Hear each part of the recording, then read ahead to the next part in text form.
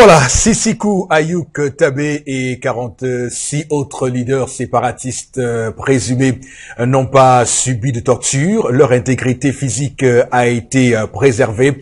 Cette assurance vient d'être faite par Maître Claude Assira et comme vous le savez, fait partie du collège d'avocats chargé de les défendre. Rapatriés du Nigeria, souvenez-vous, le 29 janvier 2018, ces leaders ont été rencontrés par leurs avocats. Et ce qu'on peut dire, c'est que l'on apprend par cette occasion que ils ont reçu des visites médicales. Madame, Messieurs, bonjour et bienvenue sur Equinox Télévision pour ce nouveau numéro de votre magazine 10-12 Le Zénith de ce mercredi 27 juin 2018.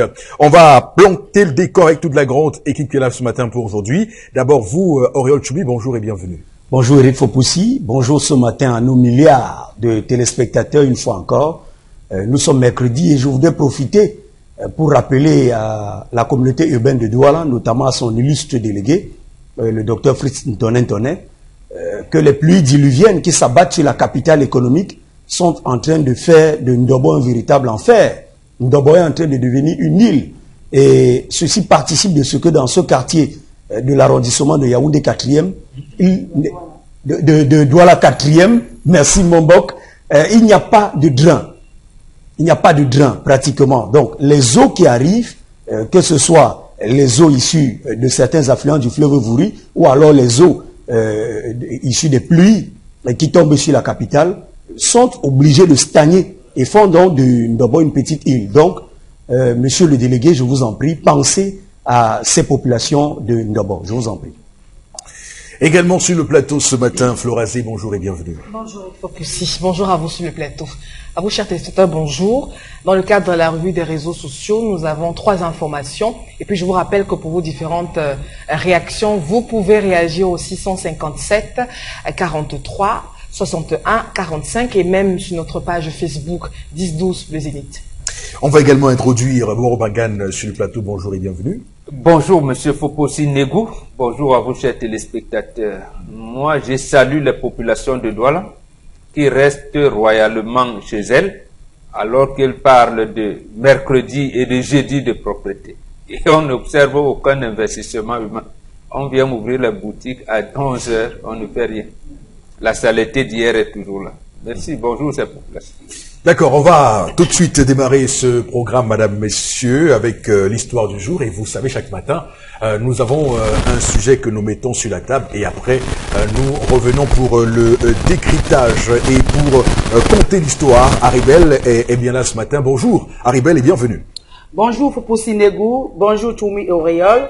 Bonjour, et bonjour, Pem Bombok. Bonjour à vous, chers téléspectateurs. Aujourd'hui, Fopoussi, on va parler de photos de profil. Qu'est-ce qui se passe? Dans un couple, ça a encore cru. Ça a pris feu. Le feu rouge, même le toussi. C'est une femme qui a voulu passer un message à son mari par WhatsApp et elle tombe sur sa photo de profil. Elle clique sur ça. Elle voit quoi? Elle voit la photo de profil de son mari. Son mari a collé sa tête comme ça avec une fille. Il a filmé. Il a mis ça comme photo de profil. Elle écrit. Elle dit, chérie, bonjour. C'est la photo de qui ça?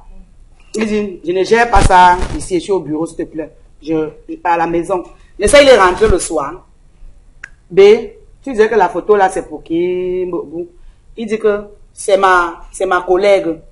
Elle dit que ta collègue, au point où vous faites le selfie, jusqu'à tu mets comme photo de profil. Tu sais ce que les gens vont dire. Tu sais ce que mes soeurs qui sont amies avec toi sur WhatsApp vont dire. Tu prends ta collègue, vous faites le selfie. Tu mets ça comme photo de profil. S'il te plaît, enlève. Il dit non, moi je trouve aucun problème. C'est ma collègue, on s'entend bien. Au travail, elle m'aide parfois et tout et tout. Moi je trouve pas de problème. Elle dit moi je trouve problème. Ma mère est amie avec toi sur WhatsApp. Mes petites soeurs sont amies avec toi sur WhatsApp. Mais ceci, mais cela. Tu dis que ça ne fait aucun problème. Enlève. Il a refusé d'enlever. C'est pour ça qu'elle m'a appelé Flora. Que, pardon, explique aux téléspectateurs que est-ce que c'est normal qu'un homme colle sa tête, il fait le selfie, comme tu vois souvent le selfie là, Flora, il colle comme ça là, il met comme photo de profil, alors que sa femme a beaucoup de photos aussi dans sa galerie. Et il faut aussi, voilà le problème d'une femme à la maison, ça crie dans son foyer. Donc, ce matin, on pose clairement sur la table ce qu'on peut considérer comme étant les dérivés de ces nouveaux médias qui nous ont assaillis et sont venus avec leur cortège de nouveaux problèmes. Parce que évidemment, on doit pouvoir les gérer au quotidien. Alors, Florazé, la question que je vous pose ce matin, quelle est la signification d'une photo de profil pour une femme? Écoutez, pas que pour une femme, pour la personne qui utilise le réseau, les réseaux sociaux, une photo de profil, c'est pour être identifiable. C'est pour être identifiable. Donc maintenant, par rapport à l'histoire du jour, parce que j'aime pas trop quand on essaie d'éliminer certaines choses. Quand un problème justement est lié à la femme.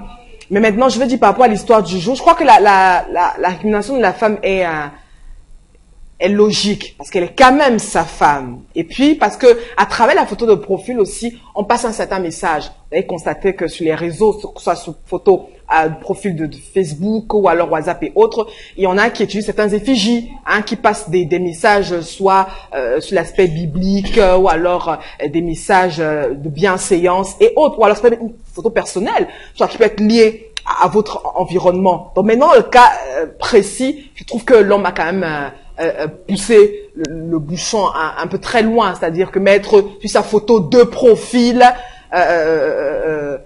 enfin, une image de lui et de sa collègue, pas que simplement, parce que c'était une photo toute simple, j'allais dire, ok, pas besoin de faire tout un carnage. Parce que moi, personnellement, je pense que dans les photos de profil, on peut pratiquement mettre tout. Je peux être avec un ami, avec un collègue, avec mon mari ou pas. Donc maintenant, je crois que quand même, je peux comprendre les récriminations de la femme qui peuvent également être très logiques. D'accord. Alors, Oriol Choumi, qu'est-ce que vous dites de l'histoire de ce matin?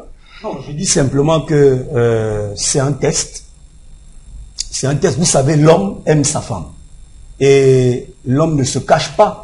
L'homme, dans le cas précis, ne trompe pas sa femme. Il a mis une photo d'une collègue de service, peut-être parce qu'elle traverse des moments difficiles, peut-être parce que c'est son jour d'anniversaire. Et on dit... La collègue? Oui. La collègue de service peut être une amie, une grande amie. Ça existe. Dans l'entreprise, on peut avoir un ami ou une amie, qui n'est pas forcément rien à voir avec l'amitié qui va tourner autour des plaisirs libidineux. Bon, maintenant, il faudrait quand même que la femme qui est à la maison sache qui est celle-là. Mais, dans le cas d'espèce, j'ai le sentiment que c'est juste un test pour voir quelle peut être la réaction de madame. Surtout que, aujourd'hui, il faut davantage tester.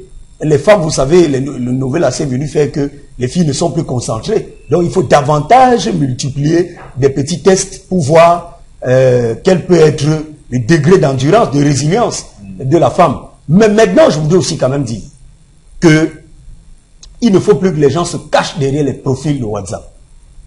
Lorsque vous avez un numéro de téléphone, c'est votre numéro. Donc, votre WhatsApp devrait vous identifier. Et si vous avez envie de vous faire plaisir à vous-même, d'accord, mais il ne faudrait pas mettre à mal votre relation au nom d'une quelconque amitié que vous avez dehors. C'est la nuance, la petite nuance que je voudrais apporter. Et en réalité, sur le WhatsApp d'un homme, on devrait retrouver tout au plus sa femme, ses enfants, sa mère, ses frères, ses sœurs, sa belle famille et tout, mais vraiment, les amis, filles, pas vraiment. D'accord, ok. Alors, bon, Robin Gad, ce matin, qu'est-ce que vous relevez de l'histoire de ce jour? Non, que c'est un homme honnête. C'est un homme honnête, il ne cache rien. Ça veut dire qu'il ne traîne pas de casserole. C'est comme ça. Mais comme les femmes même créent les problèmes, même là où il ne devait pas en avoir. Maintenant, si c'était la photo, je ne sais pas moi, du Vatican, de la Mecque, la Maison Blanche ou d'un chimpanzé, il y aurait de quoi. Il y a de quoi. Il y en a même qui cherchent les fleurs. Quand quelqu'un cache, il met les fleurs comme profil. Et la femme ne pose pas de questions. Alors pourquoi la colère? C'est justement que c'est un homme honnête. C'est tout. Je ne vois pas de problème. D'accord, très bien. Alors Aribel, pour l'histoire de ce matin, clairement une question de photo de profil. Moi, je ne discute pas.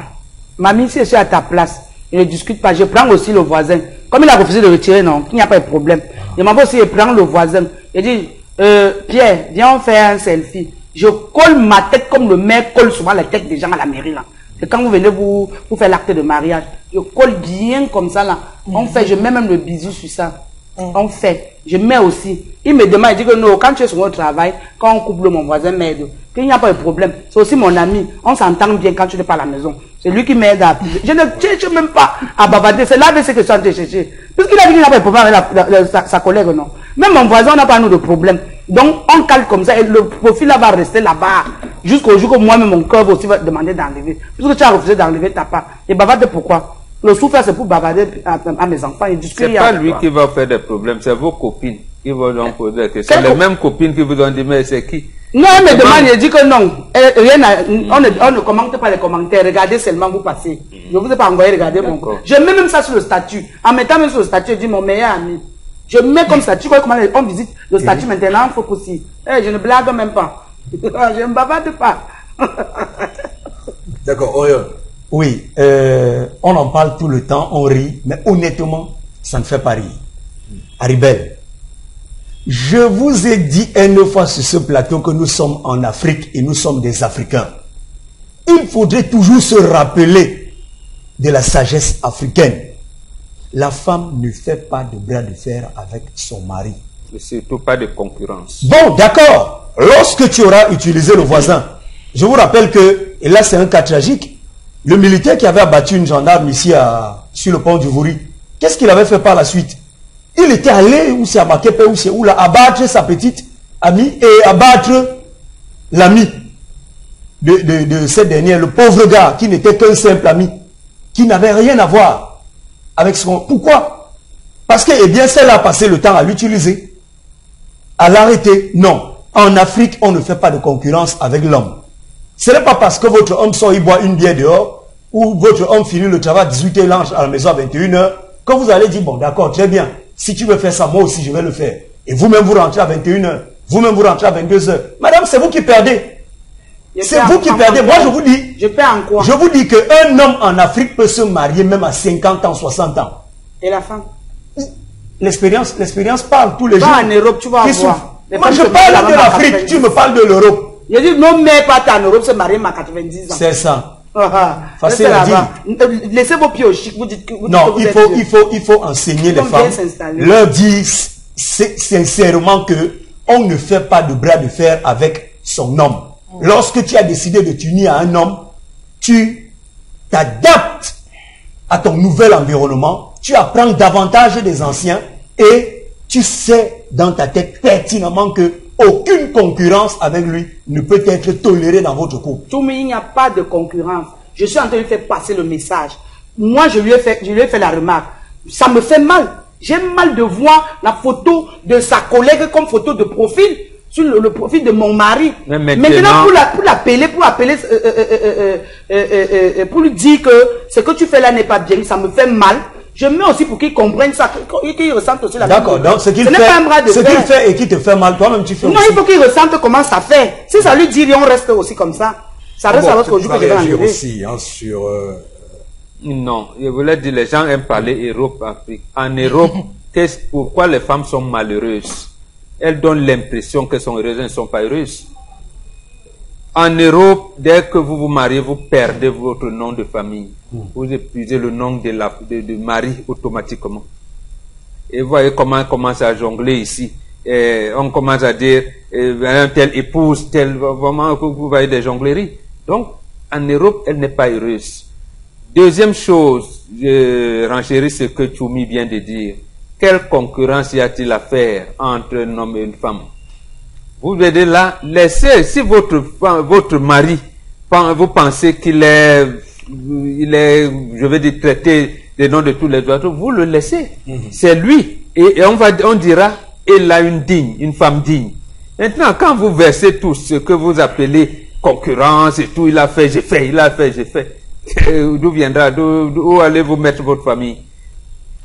Allez vous mettre, non, justement attirer son attention, c'est de rester calme. Rester calme, c'est que demain il va même faire le bisou, bonbon. C'est demain, il va même prendre sa colère puisqu'ils disent qu'ils s'entendent bien, non. C'est qu'il va même faire le bisou comme ça. Il va mettre. Mieux tu tires son attention en faisant ça que B, ce que tu fais là me fait mal. Et s'il veut vraiment tricher, il est obligé de venir. Ça, c'est un problème. Il fait le bisou, il n'y a pas de problème. On va sauf que faire le bisou là. Non. Je crois que il y en a qui utilisent très mal les réseaux sociaux. Déjà, je crois que dans l'histoire du jour, on a affaire à un homme qui sait réellement pas la grosse portée qu'a les réseaux, notamment à travers les pièces identifiables qui sont le profil. Quand ce monsieur prend et là je suis sincère, je suis sûr qu'il a entretenu une relation avec cette dernière. Non, oui, on ne prend pas une relation professionnelle. Non, oui. pas que. Moi j'ai souvent fait des selfies avec des collègues et tout. On a souvent fait certaines publications et autres. Et vous voyez que ce n'est que sur le plan peut-être professionnel. Mais là maintenant, quand vous prenez sur vous de vous identifier à travers un certain profil, notamment celui qui a été décrit ce matin, et ça pose des questions. Ça interpelle la dame. Pourquoi vous voulez que la femme reste tranquille? Mais ça fait mal. Elle a le droit de demander à son mari, ok, bon chéri, la dame là en question, c'est qui exactement? Elle représente, parce que il y a également des positions. Il ne dit pas qu'il ne peut pas poser que. Il y a également des positions qui prêtent à confusion. Et il faut pousser qui tout. Ça veut dire que vous voyez votre femme, c'est vous homme qui est toujours en train d'incriminer les femmes. Vous voyez votre femme, c'est ici sur ce plateau, votre femme qui est toujours par exemple en train de causer avec des voisines, qui au retour du boulot s'arrête pour papoter avec des voisins. On trouve que non, c'est une femme commère, c'est une femme qui exagère, c'est une femme qui s'occupe de son foyer, etc. et tout. Donc ici maintenant qu'on a affaire à un homme qui prend des photos à tort et à travers et qui l'investisse sur son profil et qui se fait identifier à travers ce profil. Donc madame doit rester tranquille parce qu'on dit qu'il faut supporter. Non. Je dis, elle n'a pas besoin de faire moi à sa pêche, je ne ferai pas un gros tabac. Mais je veux savoir, je veux identifier la personne. Je veux avoir les liens qui unissent les deux. Et puis après, et puis après les coups, on les encaisse. Alors, comme moi j'encaisse ce coup-là, il faut qu'après il encaisse également les miens. Ah, d'accord. Donc, ça rejoint ce que je suis en train de dire sur le plateau. Et ça n'a rien à voir avec une... Il faut qu'à un moment donné, l'homme sache ce que ça fait dans la partie intime. Et quand on parle de respect, quand on parle de dignité, ce que vous pouvez pas, ça veut dire que quand il prend celui un homme pour un homme marié, qui prend celui d'avoir une photo de profil, une autre femme, la sienne, c'est un manque de respect total. Ça veut dire que vous piétinez votre femme. Conséquence, il faudrait que la femme le fasse aussi au tri. Ben pourquoi pas? Non. Pourquoi pas ma aussi? C'est pas parce qu'elle ne l'aime pas. Pas parce qu'elle ne l'aime pas, mais c'est parce que justement, elle veut également... C'est-à-dire qu'elle veut que ce dernier ressente ce qu'elle a ressenti hier ou avant-hier. Mais je vous dis que c'est la mauvaise école. C'est l'école des novellas. C'est la mauvaise école. C'est une très mauvaise école. Quand je suis sur un plateau comme celui-ci, mon rôle, c'est de rappeler à toutes ces jeunes filles qui nous regardent ce matin et tous les jours que vous devez apprendre de l'école africaine. Départissez-vous des novellas. Ce qu'elle raconte là, c'est les novellas, ça ne nous aide pas. Une femme ne fait pas de concurrence avec son homme. Maintenant, ma question c'est quoi? Lorsque je me filme avec Haribel, je mets sur mon profil. Elle est placée de quel côté? Donc il y a le côté maintenant. Mais lorsqu'on se filme, lorsque tu vas te marier avec ta femme, vous faites la photo de le 4x4 qu'on met sur l'acte de naissance. Et sur l'acte de mariage, pardon. Oui. La femme est de quel côté? Côté gauche, côté droit, Non. Et parlez-nous, c'est la vie de... Si elle est du côté droit, c'est une amie. Et si elle est du côté gauche, il faut voir la manière dont elle a posé la tête sur moi.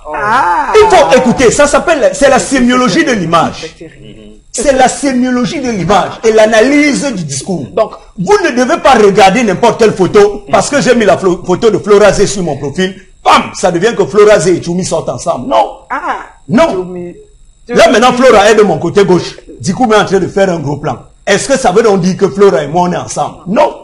Est-ce que ça veut dire que Mbombo et Haribel sortent ensemble? Non. Ces exemples ne tiennent pas. Ça, c'est le direct. J'ai pas mis sur mon profil. Je prends l'exemple du WhatsApp. On peut prendre les mêmes, j'ai dit, moi, ma fille Haribel, là, je mets ça sur WhatsApp. Voilà. Madame va poser les questions. Et je vais lui dire que c'est un collègue. Ça a commencé comment pour que Aribel soit sur ta photo la de profil? La preuve, ça a commencé comment? Non, le casting dans le milieu professionnel. La photo de profil signifie beaucoup de choses dans un couple. Non, ça doit absolument on ne balance pas n'importe quoi. Aujourd'hui, il y a des groupes, on fait des groupes. Il y a le groupe WhatsApp, il y a le groupe ceci. Tu as tes enfants, mets ta photo, la photo de ton enfant. Non, je n'ai pas besoin. Si on met la photo d'un chimpanzé. Là, c'est autre chose. C'est autre chose. Pourquoi il faut même exposer nos enfants, nos familles? Là, c'est autre chose. Mais pas que tu fais le selfie jusqu'à tu mets comme photo profil et demande d'enlever, tu ne trouves aucun problème. Ok. Aribel, tu as mis la photo de Samuel Eto'o l'autre jour. Alors, il y a quoi en Samuel Eto'o. Alors, c'est très bien. Je pense qu'on a longuement et suffisamment débattu sur ce sujet. Le temps pour nous d'aller prendre quelques réactions de nos téléspectateurs, hein, qui eux aussi ont besoin d'avoir voix au chapitre de l'émission. Alors, Florazé, c'est vous qui êtes chargé d'ailleurs de nous envoyer quelques-uns de ces messages-là. Oui. Alors, 650, voilà, c'est tant mieux. Le SMS, enfin le numéro s'affiche en bas de votre petit écran. Alors, le profil, enfin Achille Ndokpasi pense que cet homme a très mal fait, car c'est un profil qui est publié et de lui et de sa collègue de service. Ça a bien une signification douteuse. Une autre réaction, il n'a pas le droit de mettre cette photo de lui et de sa collègue, son profil WhatsApp. Et ceux qui mettent la photo de Sankara, de Kadhafi, ils en ont le droit alors. Oui. D'accord. C'est autre chose. Quand vous mettez la photo de El Diablo, de matin à Cero, vous avez le droit. Mais l'homme est libre s'il il est jaloux de cette photo qu'il parle. Moi j'ai vu, je suis jaloux, j'en parle. Si tu ne parles pas, c'est que tu as trouvé ça, tu as trouvé ça bien. Oui, si tu n'en parles pas, c'est que tu as trouvé bien. Oui, Florence, qu'est-ce qui se passe? Vous êtes quoi, submergé? La technologie en fait. Oui, on demande de ne pas appeler à ce contact aussi. Parce que après, ça, voilà, ça nous permet de ne pas lire, de décrypter normalement les SMS de nos téléspectateurs. D'accord. Ah, vous dites, vous... ne laisse pas appeler. Oui, c'est passé, on a compris. Eric, donc, le temps pour nous... la photo de Rihanna l'autre jour en profil. Je soupçonne une relation entre Fopoussi et Rihanna. Non, loin de là. Non, d'abord, je ne prends pas de photo de profil, donc c'est impossible. Première chose... Ton compte a été piraté. Et de deux... peut-être. Quel numéro vous avez de mon WhatsApp? C'est sûr que vous avez un très mauvais numéro. Voilà un homme suspect ce matin. Qui dit qu'il a plusieurs WhatsApp? Eric est suspect ce matin. Mais en réalité, quand même, Auréole, il faut dire clairement que les photos de profil, parce que quand vous voulez clairement que je m'exprime là-dessus, alors il faut dire que les photos de profil, et là c'est pourquoi j'ai dit quelle est la signification d'une photo de profil. Une photo de profil, c'est-à-dire c'est votre profil, c'est de vous qu'il s'agit en réalité. Donc, si les gens font les extensions pour mettre d'autres photos, ça veut dire qu'ils estiment à cet instant présent là de la photo qui est mise en place que la personne qui représente cette photo-là peut être confondue à elle-même. Quand on met la photo de sa femme, ça veut dire qu'on estime que sa femme est... Oui, 1 plus 1 égale 1. Oui, 1 plus 1 égale 1. Si on met la photo de son enfant, c'est dans le même registre, de sa mère, c'est dans le même registre. Maintenant, qu'on mette la photo d'une collègue, alors là, je vous assure, c'est quand même suspect. Voilà. Au moins, voilà un vrai homme. Eric, peut-être rappeler, je vous dis, voilà un vrai homme. Avec votre permission, oui. je vais rappeler à nos téléspectateurs qu'il ne faudrait pas appeler sur le numéro qui s'affiche au bas de l'écran parce que vous nous empêchez en ce moment de rendre les messages, les contributions des uns et des autres. Voilà, oui. Et puis, comme vous l'avez dit, hein, il y a un téléspectateur qui pense que le monsieur n'a pas le droit de mettre la photo de profil de cette dame. Un autre qui dit que c'est suspect. Pour les SMS que j'ai pu, qui trouve que c'est suspect d'avoir mis ce type de photo, d'image. D'accord, ok. C'est bon pour cette séquence consacrée ce matin, madame, monsieur, donc à l'histoire du jour. On va avancer dans l'émission avec tout de suite la colère.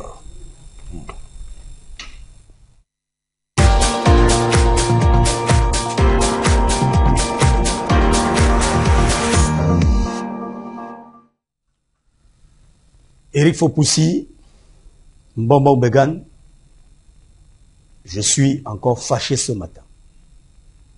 Je suis même bien fâché. Et vous allez comprendre pourquoi, c'est la période des vacances. Depuis le début des années 2000 et l'arrivée sur le marché national d'une vague d'investisseurs étrangers et locaux, et depuis 2010 pratiquement avec le pullulement de nouveaux riches au Cameroun, la ville de Douala et même d'autres grandes villes de ce pays, ou si vous voulez des grandes métropoles, sont devenues un enfer pour leurs occupants. Pour le cas de Douala, précisément, le plan de développement contrôlé de la ville de Douala et l'élaboration de l'agenda 21 qui marquait l'engagement formel du gouvernement camerounais à déterminer et à mettre en œuvre des priorités en matière de développement durable pour le 21e siècle, à chaque échelon géographique, il faut le préciser, sont aujourd'hui lettres mortes. Dans les 5 principaux arrondissements de la ville de Douala, j'ai mis de côté Manoka de par son éloignement géographique,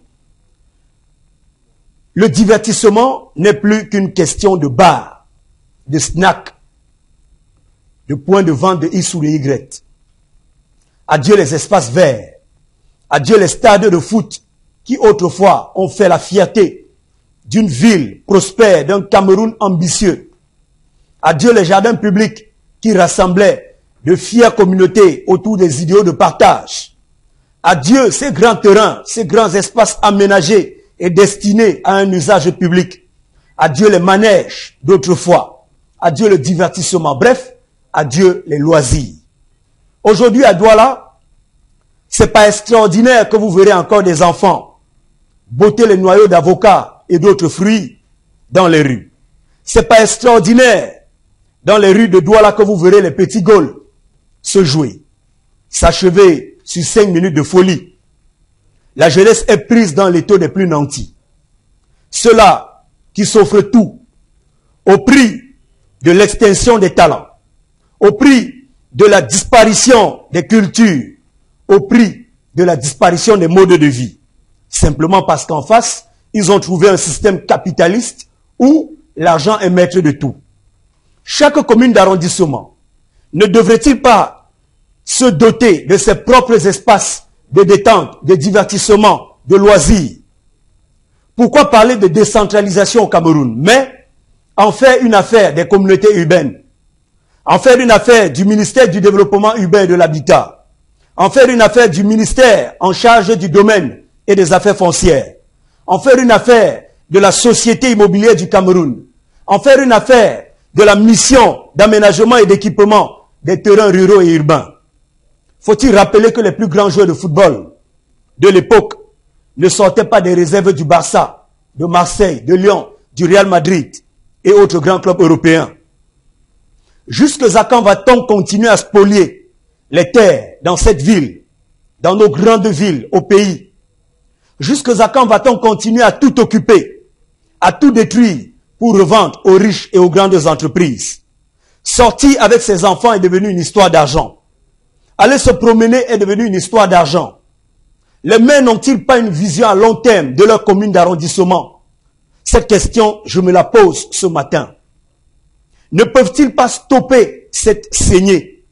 Que seront nos villes lorsque les stations-service et les grandes entreprises, lorsque les riches, les tout-puissants de l'immobilier auront tout confisqué?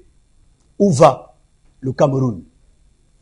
Voilà, une colère brillamment signée Auréole Choumi ce matin sur les aires de genre. On remarque très bien que le Cameroun sur ce terrain-là est clairement en train de faire une descente aux enfers, une chute libre qui ne dit pas son nom. Bon, Bengan, comment expliquer ça? Comment ça nous est arrivé?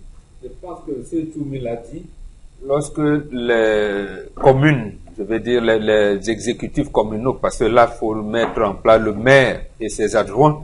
C'est eux qui diligentent un certain nombre de choses, quelquefois même sans l'avis des conseillers municipaux.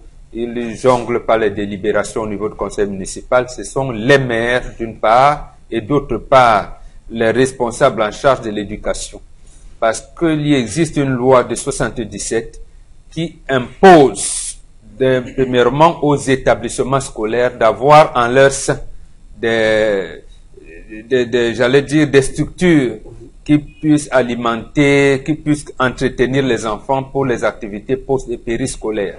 Donc aujourd'hui, vous voyez les jeunes enfants qui sortent et déambulent dans les rues chercher un petit espace pour faire les activités sportives. C'est interdit.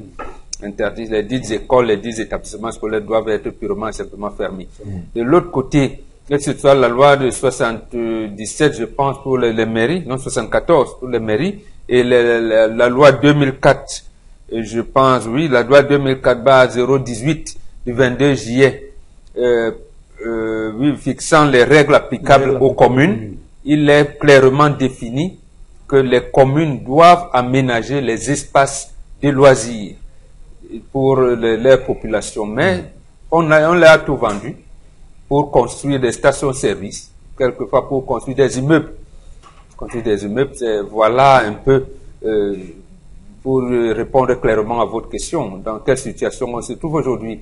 Mais plus grave, on est allé jusqu'à vendre, là c'est la communauté urbaine, jusqu'à vendre ces espaces verts laissés par la maïture, même dans les cités SIC et dans les cités qui étaient réservées, je veux dire dans les endroits qui étaient réservés pour les habitations personnelles des particuliers qui étaient à côté des cités SIC, parce qu'on aménageait les espaces et tout a été vendu aux hommes aux citoyens qui ont des moyens, qui ont l'argent. Or, il n'y avait plus d'espace, il n'y a plus d'espace aujourd'hui où on peut se divertir, même pour se reposer. Il n'y en a pratiquement pas. Donc c'est vraiment triste. D'accord, avant de revenir sur, du moins, parce que les conséquences de ce fait sont, on va le dire, terribles pour cette jeunesse. La première, c'est ce qu'on disait hier, comment les enfants n'ont pas où aller.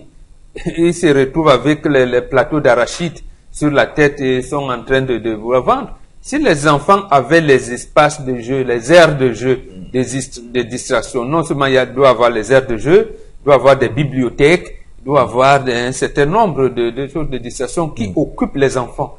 Et à ce moment-là, il y a des encadreurs chaque fois. Et même ce qu'on appelle aujourd'hui vol des enfants ou kidnapping, ça ne se faisait pas. Lorsqu'il y a dans ces endroits aménagés-là, on sait comment les enfants ou même les aînés encadrent les plus jeunes, ainsi de suite, ainsi de suite. Aujourd'hui, tout le monde est barricadé chez lui. Il n'y a pas d'espace. Vous voyez, ceux qui veulent, on peut encore se divertir, c'est dans la rue. On prend un poteau électrique, on accroche un panier de basket, tu vois, les enfants veulent jouer au basketball, il n'y a pas d'endroit pour jouer. Ceux qui sont des amateurs de football, ils placent les parpaings dans un endroit, dans les rues du quartier ou bien sur les trottoirs, les grandes métropoles, ils sont en train de jouer. Et pratiquement, c'est vraiment triste. Donc, c'est clair qu'avec ça, puisque je rappelle que en France, ce jour sera présenté en Conseil de ministres un projet visant à instaurer un service civique 2 mois pour les jeunes de 15 à 18 ans en France, qui permettra d'ailleurs de former la jeunesse en France. Au Cameroun, cette politique-là peut être également faite ici, non, pour qu'on puisse clairement former cette jeunesse à travers les loisirs. Oui, dans les textes, c'est défini ainsi. Oui. Mais lorsque Madame le ministre des Domaines d'affaires foncières vous dit que pour Douala, par exemple, il y a plus de 12 000 faux titres fonciers, c'est de ça qu'elle parle. Ça veut dire qu'il existe même des domaines privés de l'État qui ont été vendus à des particuliers. Ont été vendus.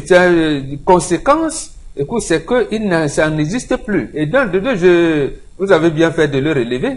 Il y avait ici, je pense depuis 1979, un service civique de participation au développement qui était confié au colonel Etonde Koto à l'époque, où on parlait du projet Nkam Yabassi Bafang.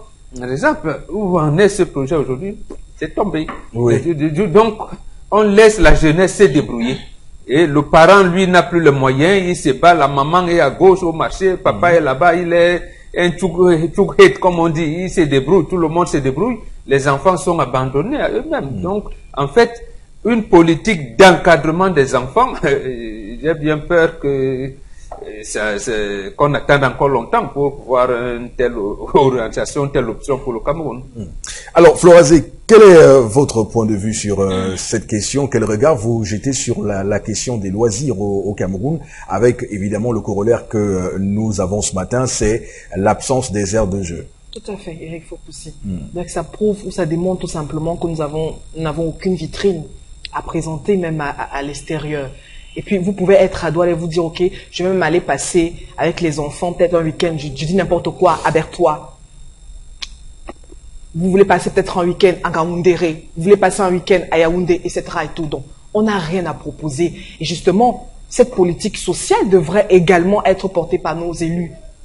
Hein? Que font-ils justement? Parce qu'on a l'impression que c'est une question banale. Mais aujourd'hui, on n'a pas de salle de spectacle.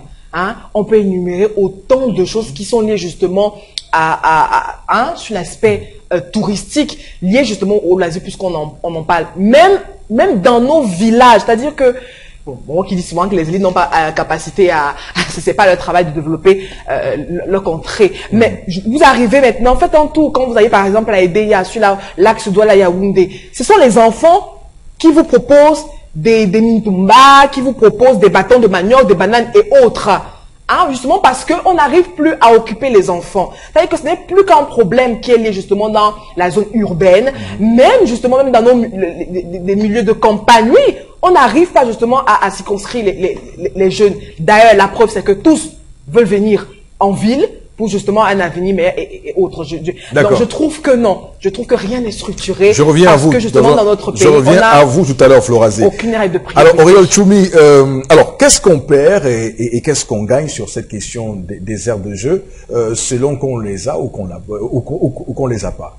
D'abord, les modes de vie. Oui. Que je voudrais résumer par un mot, les cosmogonies, notre vision d'ensemble. Oui. Je vous rappelle que lorsque les aires de jeu existaient, j'ai parlé du partage, la solidarité. J'ai envie de vous dire que l'union de Douala, le Nassara Kamakai, ces joueurs qui ont fait la fierté de l'union de Douala et donc du Cameroun tout entier, n'étaient pas des... Je l'ai dit, les gars ne sortaient pas de Lyon, les gars ne sortaient pas de Marseille. Les gars étaient en commando, ils étaient en Gangue, ils étaient en Koulouloun, ils étaient en Niobel. C'est dans ces ruelles qu'ils bottaient le ballon, le vrai ballon, le tango à l'époque. Et donc, quand les Lions vont jouer en 90 leur Coupe du Monde, mais je vous rappelle qu'il y avait au sein de l'équipe nationale des Lions indomptables moins de 6 professionnels. C'était des joueurs locaux. Aujourd'hui, c'est fini. Aujourd'hui, vous ne pouvez plus retrouver des grands espaces où des familles, des communautés entières viennent échanger, viennent partager. C'est fini ce brassage des cultures. Ce sont les bars maintenant. C'est dans les bars qu'on se retrouve. Dès que Ronaldo met un but, et vous savez ce que les jeunes font aujourd'hui. Celui qui n'a pas d'argent pour se boire une bière, il va simplement, il attend. Si c'est un supporter de Messi qui est là, il s'assoit derrière. Si Messi marque, il se lève, il jubile, et le président va dire, donne-lui une bière. C'est aujourd'hui, on vit aujourd'hui dans un système de mendicité. Pourquoi? Parce que vous avez éteint, vous avez contribué à éteindre cette flamme qui brillait au travers des aires de jeu.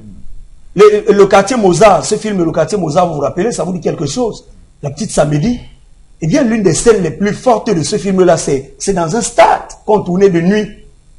C'est la nuit. Bonandio, regardez, les mariés à l'époque allaient où pour faire des photos de famille? C'était à Bonandio, dans le Grand... Aujourd'hui, c'est fini. Ça ne ressemble à rien. C'est mal entretenu. Le stade de Michigan, à Niala, aujourd'hui, il y a tout un gros château à l'intérieur, on a encerclé. C'est fini. Les jeunes de Niala n'ont plus où jouer. Ils vont au lycée de Japoma. Et maintenant, qu'est-ce qu'on fait? À Saint-Michel, un peu de partout, vous êtes obligé d'avoir des heures.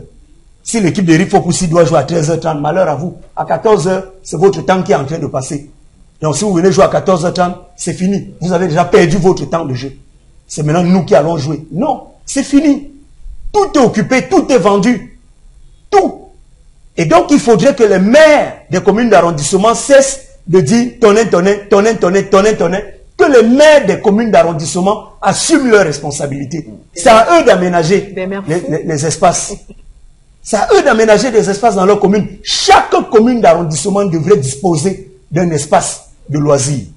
C'est obligatoire. C'est un devoir pour les maires et un droit pour les citoyens. Mais ils se cachent derrière, non, c'est un tonnet qui n'a pas fait ci. C'est un tonnet qui n'a pas fait ça. Et que lui, tonnet, cesse de tout vendre aux gens. La base elfe aujourd'hui, c'est fini. C'est fini, on n'en parle plus. D'accord. Haribel, les aires de jeu qui disparaissent. C'est la grande question ce matin. Qu'est-ce que tu peux en dire? Tout ce que j'ai à dire, c'est que c'est grave. Ce que tu me dis là, c'est vraiment grave. Parce que moi, je prends même un exemple dans mon quartier, le stade Ndjemba, où tous les gars passaient par là, même Ndjemba est passé par là. Ici, au Trois-Monts, ça a été vendu à quelqu'un. Il est en train d'élever un immeuble là-bas. Présentement, toutes les associations qui sont de ce côté sont obligées d'aller s'entraîner à l'école publique de New Deido, soit à Bonamoussadi. Elles sont nombreuses même à nous demander parfois les matchs ici aux Warriors. Les associations sont obligées d'aller louer le stade à Bonamoussadi. Alors qu'on avait un stade Ndjemba là-bas, où on jouait tous nos matchs. Et même les salles de cinéma. Voici les vacances. Où nous sommes obligés de rester avec les enfants à la maison. Soit les envoyer vendre comme on dit là. Ce qui n'est pas bien. Mais par contre, s'il y avait les salles de cinéma, tu te levais le soir, tu prends ton enfant, tu peux avoir les dessins animés projetés dans ces salles. Mais aujourd'hui, c'est transformé en salle d'église. Ce sont les églises maintenant. C'est là-bas qu'on prie maintenant, c'est là-bas qu'on délivre. On a fermé tout. Ça veut dire qu'on a vendu la jeunesse. J'ai dit hier que les enfants ne connaissent plus ce qu'on appelle le banc. Les enfants ne connaissent plus sauter à la corde. Les enfants ne connaissent plus rien parce qu'on ne permet plus à nos enfants de faire cela. On a tout vendu. On court après l'argent. La base Elfa a fondé beaucoup de foyers, hein, beaucoup de couples. La base Elfa a fondé beaucoup de couples. C'est là, quand tu partais te balader là-bas, tu trouvais ton âme sœur. Mais on a vendu l'argent, on a vendu à un plus riche de l'Afrique. Le béton est partout. Voilà. On a poussé l'eau. J'ai peur moi de l'eau qu'on pousse là. Quand on vend, même l'eau, on vend déjà l'eau. On a poussé le bourri, poussé le bourri, poussé le bourri. J'ai moi peur que le jour, ça va se fâcher, ça va nous couvrir ici là. Parce que vous aimez trop l'argent, vous vendez même l'eau. Méfiez-vous. Parce que j'avais entendu en Chine là que ça n'arrive pas ici. Parce que bientôt on va plus voir même une goutte d'eau là-bas au Vourier. Parce que l'intérieur vendent de tout, même l'eau. Ils ont vendu les savants ont vendu même l'espace. Que là, ils faisaient le ngondo. On vend déjà l'eau. On pousse. Il n'y a même plus l'eau. Quand tu passes même avec ton enfant, tu sais même plus ce que tu vas dire à l'enfant que ce qu'on appelle le pont du Vouri. Il n'y a même plus ça. C'est pareil. Au Yak, vers le lycée, monsieur citait, mais, Eric Fopoussi, le dimanche matin au Yak, qui ne voulait pas aller là-bas. Aujourd'hui, c'est fini. Vous avez les entreprises Protel, Cotel et tout. Mais ma doléance, et avec votre permission, Eric Fopoussi, va à l'endroit d'un grand homme qui nous regarde sans doute ce matin. C'est le chef de la station Cambraille de Bessengue. Je vous en supplie. Vous avez ordonné qu'on laisse les jeunes continuer à s'entraîner, faire leur sport à Bessengue, qui est l'un des plus beaux espaces de la ville de Douala. Mais il y a des super forts là-bas en tenue qui ont interdit que les jeunes ne se retrouvent plus là-bas à Bessengue. Ils disent qu'ils veulent protéger les installations de Canal Olympia. Bessengue, c'est le dernier espace qui nous reste à Douala et parler de Trois-Morts. Allez voir le stade de Dodo, le stade de Djemba, c'est fini, ça n'existe plus. Djemba lui-même est découragé. Il n'aide plus les jeunes. Donc, laissez les jeunes s'entraîner à Bessengue, s'il vous plaît. Demandez à ces policiers-là de ne plus interdire que les gens viennent faire leurs 5 tours, 10 tours de stade à Bessengue. Je vous en prie. En tout cas, on comprend très bien hein, que cette question passionne, parce que évidemment, c'est une jeunesse qu'on est en train de déformer en règle générale, puisque les conséquences, on le voit très bien, commencent à se faire sentir. On est dans un individualisme désormais très poussé, exacerbé. Les gens ne savent même plus dire bonjour ou bien comment s'appelle le voisin, puisqu'il n'y a pas un lieu commun au quartier où on peut se retrouver et jouer ensemble. Ça me rappelle l'époque d'ailleurs où on jouait au damier, au billes et tout ce qui va avec. Il y a plus ça, il y a plus cette émulation là au sein de la jeunesse camerounaise, et ça peut expliquer pourquoi aujourd'hui nous sommes dans une telle descente des enfers, puisque aujourd'hui c'est les réseaux sociaux qui sont devenus le cadre par excellence de rassemblement des gens. Mais est-ce que ces réseaux-là ont vocation à le faire, et si même d'ailleurs c'est une question qu'on doit pouvoir étudier. Oui, parce que est-ce que les réseaux sociaux aujourd'hui ont vocation à resserrer les liens entre les humains, puisque il y a rien de plus cher que le contact humain, le contact en vrai. Oui, Auréole. C'est une magnifique question, Eric, et une très bonne problématique que vous posez. Mais la réponse est non. Non, parce que sur les réseaux sociaux, les gens ne sont pas vrais. Je prends un exemple simple, Eric. Haribel a pris le sujet de ce matin, un homme qui a mis un profil autre. Si vous avez son numéro, vous prenez, vous voyez le profil d'une femme. Vous échangez, vous croyez échanger avec une femme, pourtant, c'est avec un homme que vous échangez. Sur les réseaux sociaux, les gens ont un courage inouï. Est-ce que vous savez qu'il y a des gens qui ne peuvent pas se tenir devant le président de la République 2 minutes? 2 minutes. Je vais vous dire, expérience personnelle, que le jour où on libérait les otages chinois, ma première fois d'être au palais et devant le chef de l'État, j'ai un tout petit peu paniqué. Sérieux. Un tout petit peu. C'est-à-dire que quand il a tendu la main, j'ai pris la main, mais vraiment, j'ai quand même paniqué. Il faut être honnête et le dire. Et or, sur les réseaux sociaux, si vous êtes ami avec lui, vous allez tout lui dire. Hein. Il dit, mon ami, tu n'es pas bon, tu n'es pas un bon président, tu ne visites pas si. Tu as le courage de tout dire. Les gens qui insultent Eto et tout le reste, j'ai un ami, le jour où Eto distribuait, faisait les dons à Ngangé, des cahiers, c'était en août 2016. Mais il était là parmi, et il appelait papa, pourtant venez le voir. Il a toujours été un détracteur de Samuel Eto, mais il était allé en Ngangé chercher les cahiers pour ses enfants. Il est là, il regarde l'émission ce matin, j'ai pas envie de le citer. Salut président. D'accord. En tout cas, bon, Bengan, peut-être aussi, on voit très bien les conséquences de ces absences d'air de jeu qui ne favorisent pas le vivre ensemble qu'on chante désormais et qui est d'ailleurs confié à une commission nationale du bilinguisme et du multiculturalisme, alors que on a des solutions tout à fait naturelles qui se présentent là, mais on fait mine de ne pas les voir. Oui, absolument. Oui. Absolument. Et c'est dans cette logique de Tchoumi que j'ai dit, la société n'existe plus. Ce qu'on appelle société, c'est l'intercommunication entre les êtres humains.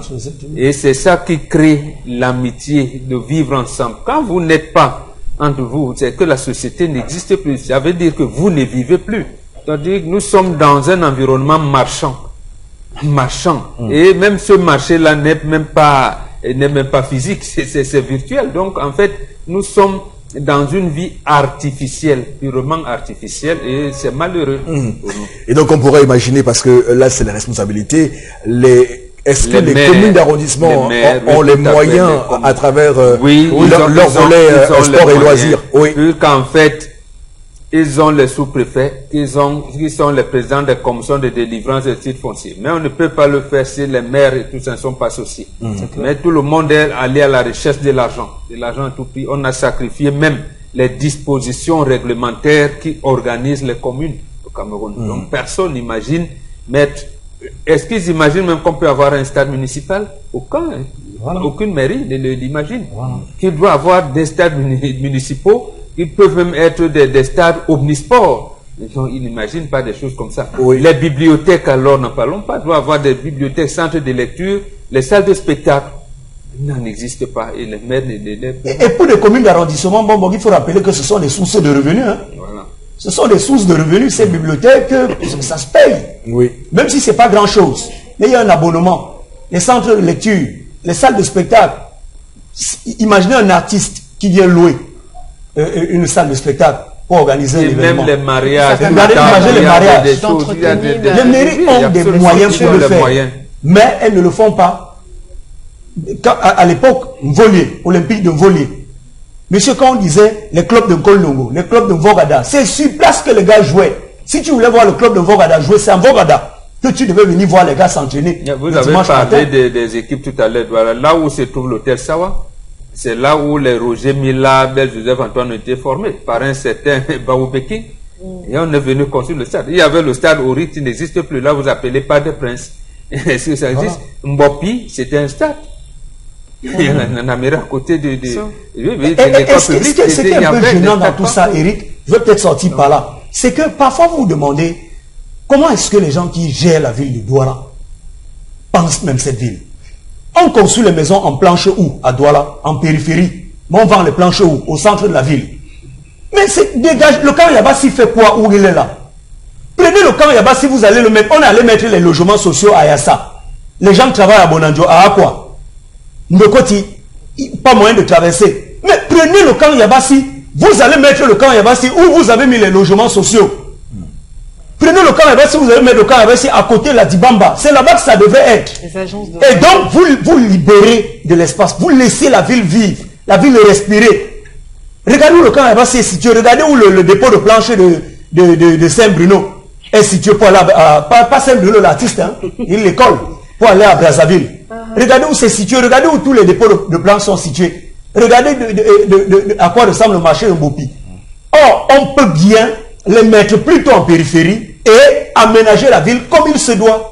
D'accord. Je rappelle que vous avez dit que Fritz Tonnet est un ministre délégué du gouvernement, donc je pense qu'il nous regarde. Je l'ai appelé et qu'il pourrait, qu'il pourrait d'ailleurs, et qu'il pourrait d'ailleurs prendre en compte ces propositions pour ce matin. D'abord les aires de jeu et que tous les maires des arrondissements de Douala. Il a essayé de chercher l'argent pour une société. La Smith. Voilà, ça ne l'intéresse pas. Très bien. Bon, peut-être vous avez écouté, Eric. De toutes les façons, on va peut-être le dire parce que les aires de jeu, il est important qu'on le signale ce matin à l'antenne, puisque les aires de jeu ont disparu et tous ceux qui sont responsables doivent pouvoir prendre leurs responsabilités et nous ramener ces aires de jeu pour que notre jeunesse puisse connaître ce que nous on a connu, donc le vivre ensemble et que on puisse casser les barrières parce qu'on voit aujourd'hui l'ethnofascisme et tout ce qu'il y a comme problème des dégoulés sur Facebook et partout. Donc, c'est une solution à tout cela. Oui, Aurélien, juste un... Non, juste un mot. Hein. Enlever aussi les agences les cas de transport, les agents de transport interurbain de Mbopi n'ont pas de place là-bas. Vous avez même fait vivre les chauffeurs taxi comment? Les agences de transport de Mbopi doivent être en périphérie, doivent être à Yassa, doivent être à Bonabéry. Ça permet au transport urbain donc de vivre. Et ce site devait abriter le lycée de Mbopi. Regardez Van, quand vous descendez en Van, vous prenez votre taxi pour n'importe où à Yaoundé, c'est la même chose à Douala. On ne doit pas laisser, regardez comment ça sent, regardez comment ça pue dans la ville. On doit laisser les agences de transport à Yassa. D'accord, commençons d'abord par les aires de jeu. Et on c'est pour libérer, non? C'est pour libérer. Si on les libère, c'est un grand espace. Si après on verra comment ça se passe. Madame, Monsieur, merci infiniment à vous de rester sur Equinox Télévision. Une pause s'impose. À tout de suite pour la deuxième partie.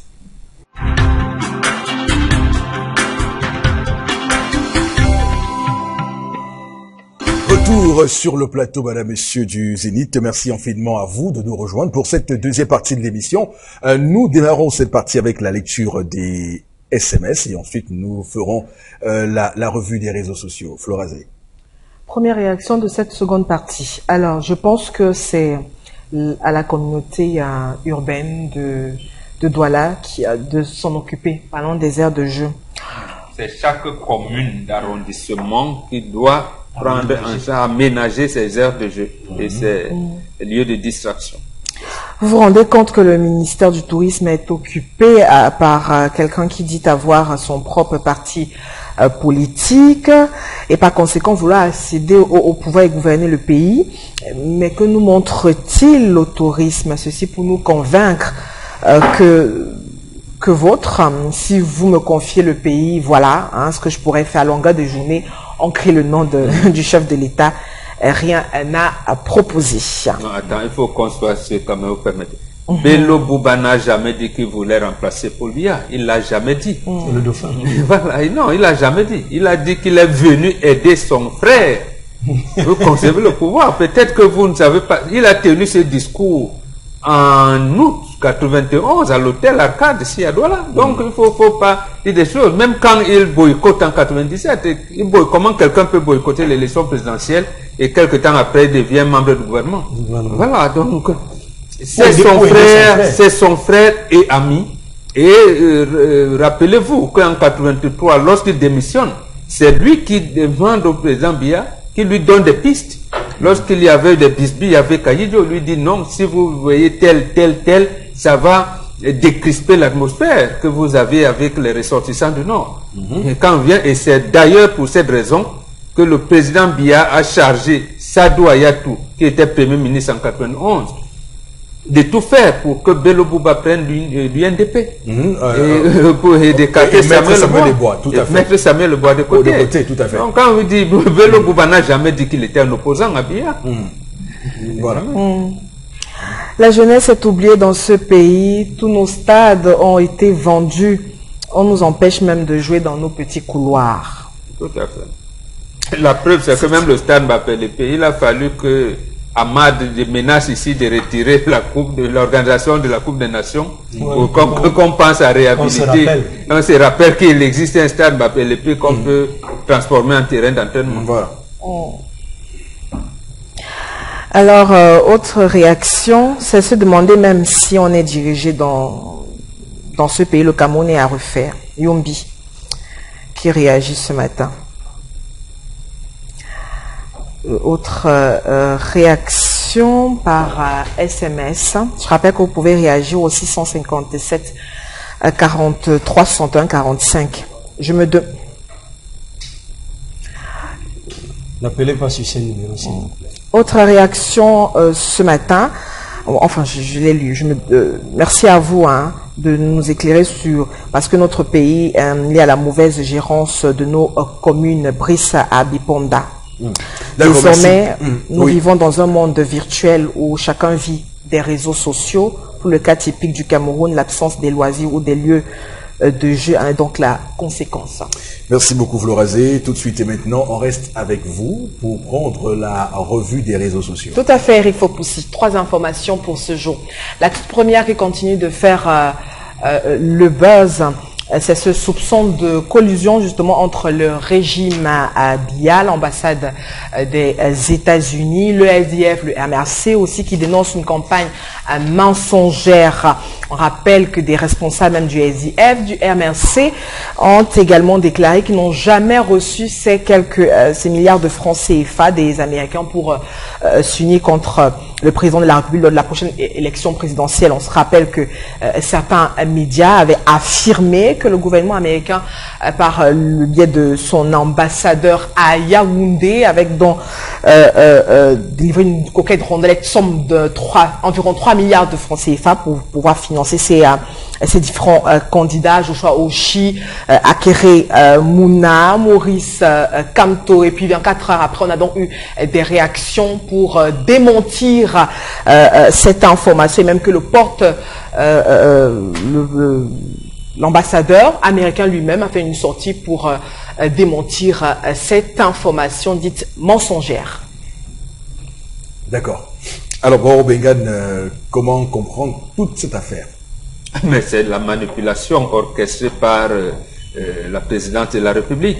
Parce qu'il nous souvient quand même que je pense que c'était au mois de mars, l'ambassadeur des États-Unis a organisé une rencontre. Il y avait le Christian Toumi, le REDAC, le MRC, voilà, le RDPC et tout un certain nombre de gens. Et pour écouter et avoir, j'allais dire, le thermomètre de la vie sociopolitique au Cameroun.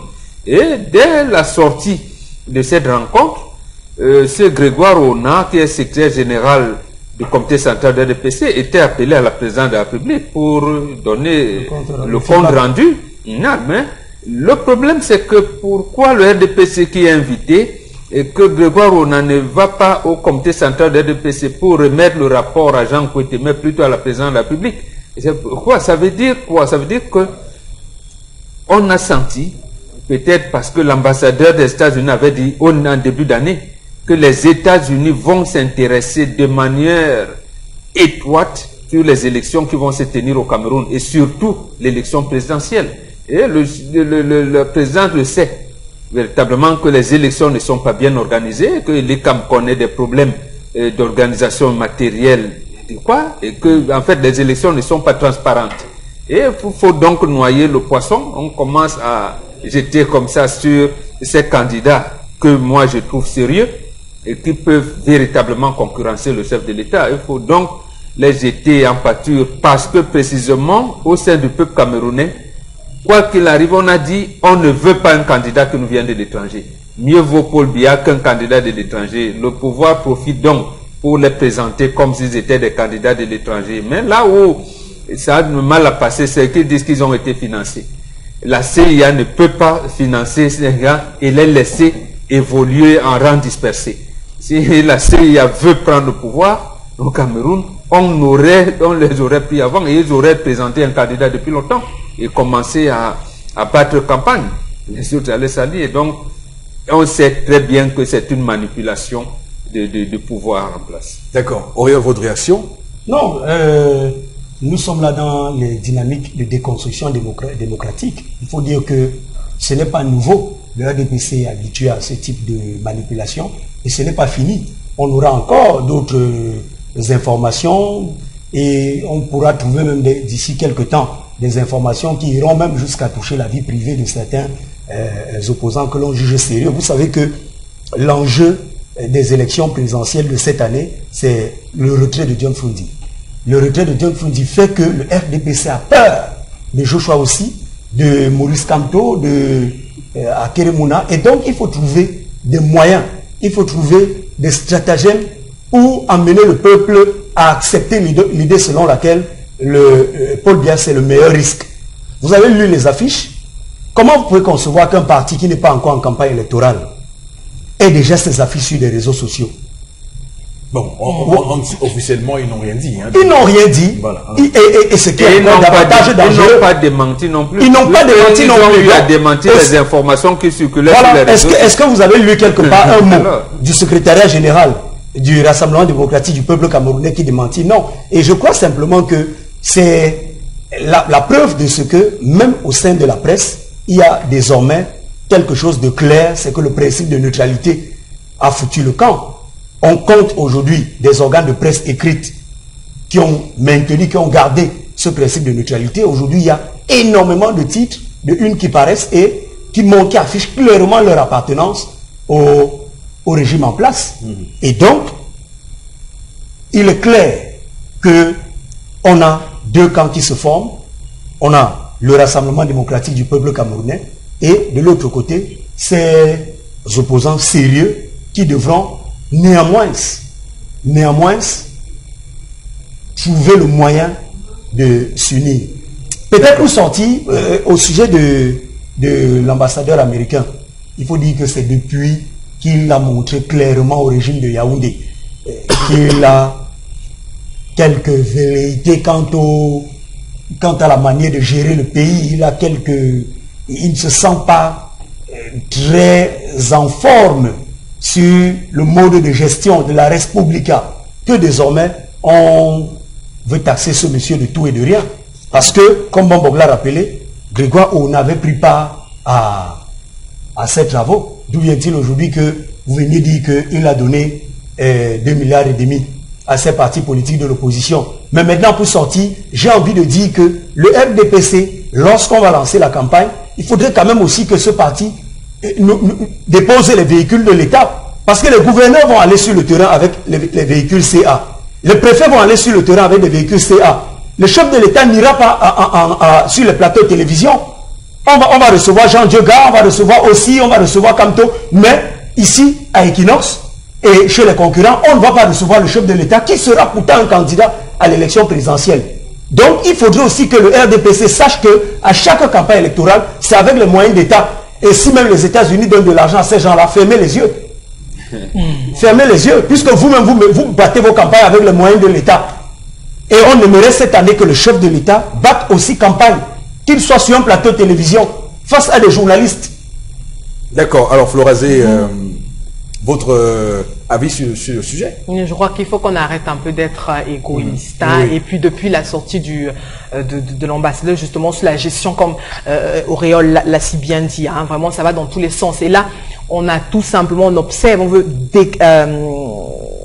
veut entacher justement à la personnalité politique de ces personnes, et même que 3 milliards de francs CFA. Vous croyez que s'il faut financer la campagne de ces différents hommes politiques, 3 milliards de francs CFA, et par l'ambassadeur américain, mais non, soyons quand même sérieux.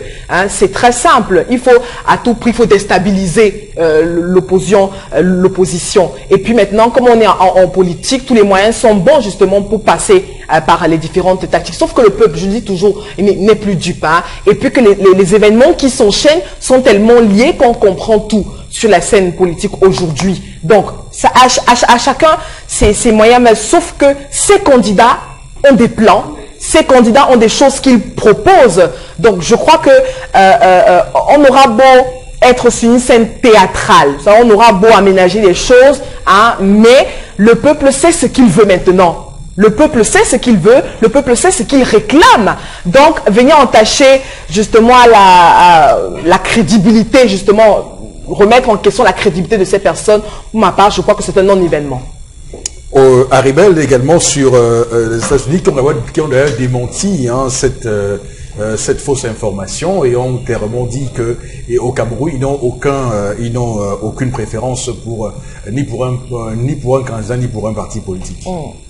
Ce que moi j'ai à dire, Eric, c'est que j'apprécie ce que vous venez de dire. Parce qu'au quartier, il y a une chaîne là qui ne fait que parler de ça. Quand on me dit que, ouais, mamie Equinos, vous êtes toujours premier en tout, vous êtes toujours premier en tout, alors que si vous avez échappé. Telle chaîne a dit que les Américains ont fait que, J'espère que vous avez suivi ce que Tchoumi a dit, ce que Mbombo a dit, ce que Floraza a dit. C'est le fake news. C'est ce qu'on dit souvent, non? C'est le fake news. Arrêtez d'aller boire le chat, vous commencez à parler de ça. Parce qu'on veut déstabiliser, on veut comme ça. C'est l'ambassadeur qui est parti derrière moi, qui est parti en congé. Tantôt il a démissionné là. Non, on a dit qu'il était parti alors qu'il allait en congé. C'est ça, c'est lui, non? Ah, parce qu'on a vu sa position. On veut y aller comme ça un peu chercher les problèmes. Et puis quoi? Et puis quoi? Si on donne 3 millions de ceci, et puis quoi? Le milliard, et puis quoi? C'est que vous coupez chaque jour, partez garder en Suisse là. Qui met l'œil sur ça? Qui met l'œil sur ça? Vous prenez chaque jour, vous mettez l'argent dans les comptes de vos frères, de vos cétis, parce que vous avez peur que demain, si on vous attrape les PV, vous ne pourrez pas toucher. Qui a pris ça? Le colonel qu'on a attrapé en France avec les milliards de francs là, j'espère qu'on on vous prend dans les prisons avec les sacs d'argent. On vous a fait quoi? Pourquoi vous mettez-les sur les choses des autres? C'est même quoi avec vous? Vous faites les gens bavarder pour rien. Ok, Florazé, l'autre information ce matin de la revue des réseaux sociaux. Oui, nous parlons des mandats des députés, et ces tests qui sont en pleine examination, et puis le Parlement justement qui examine ces tests de loi, et puis on rappelle que selon le document qui a donc été déposé à l'hémicycle, et puis on continue d'exploiter le calendrier électoral actuel qui laisse aussi apparaître que les mandats du président de la République, des députés et des conseillers municipaux arrivent dans l'échéance entre le 15 octobre et le 3 novembre de cette année. Et puis, le document indique par ailleurs que la tenue de ces élections présidentielles, législatives et municipales au regard de la date de convention du corps électoral courant pour ce mois de juin-juillet 2018 entraînera un chevauchement justement des différentes opérations relatives à ces scrutins. Donc on continue cette examination et puis on laisse entrevoir que pour éviter cette situation, il est donc proposé la prorogation du mandat des députés pour une durée de 12 mois. Avec cette question majeure qui continue de faire en tout cas le buzz sur la toile, là va-t-on réellement passer à ces élections présidentielles pour cette année? Sur la toile, on continue de s'interroger avec ce projet de loi qui continue d'être examiné au Parlement. Alors bon, Bengan, il faut surtout qu'on voie clairement ce que le gouvernement avance dans l'exposé des motifs de ce projet de loi portant prorogation du mandat des députés, parce qu'il explique clairement ce qu'il qualifie de l'enchevêtrement des opérations électorales. Donc ils estiment qu'il y a 3 élections qui vont se suivre et que pour qu'on soit sincère sur les résultats, il serait de bon ton qu'on puisse proroger le mandat des députés et des conseillers municipaux, même s'ils n'en parlent pas clairement en cela. Alors, vous dites que cette situation aurait pu être évitée. Absolument, c'est vrai. Et sur en soi, cette raison est valable. Mais on ne vient pas seulement de découvrir cela. Lorsqu'en 2012, le chef de l'État proroge le mandat des députés et des conseillers municipaux pour 2013, il le savait, puisqu'il venait d'être élu en 2011. Il savait bien que le mandat des députés et des conseillers municipaux arrivait à expiration en 2012. Il a renvoyé ça pour 2013, sachant que tout le monde sera appelé au scrutin en 2018. Donc, ce n'est pas maintenant qu'on vient subitement de le savoir. Donc, c'est pour cette raison qu'on dit souvent que la politique par embuscade que mène le chef de l'État finit toujours par le rattraper. Et c'est pour ça que moi, j'apprécie la maturité du peuple camerounais et même des opposants. Parce que vous avez remarqué que aucun parti d'opposition n'a même dénoncé ce qui s'est passé. Oh, ils étaient prêts.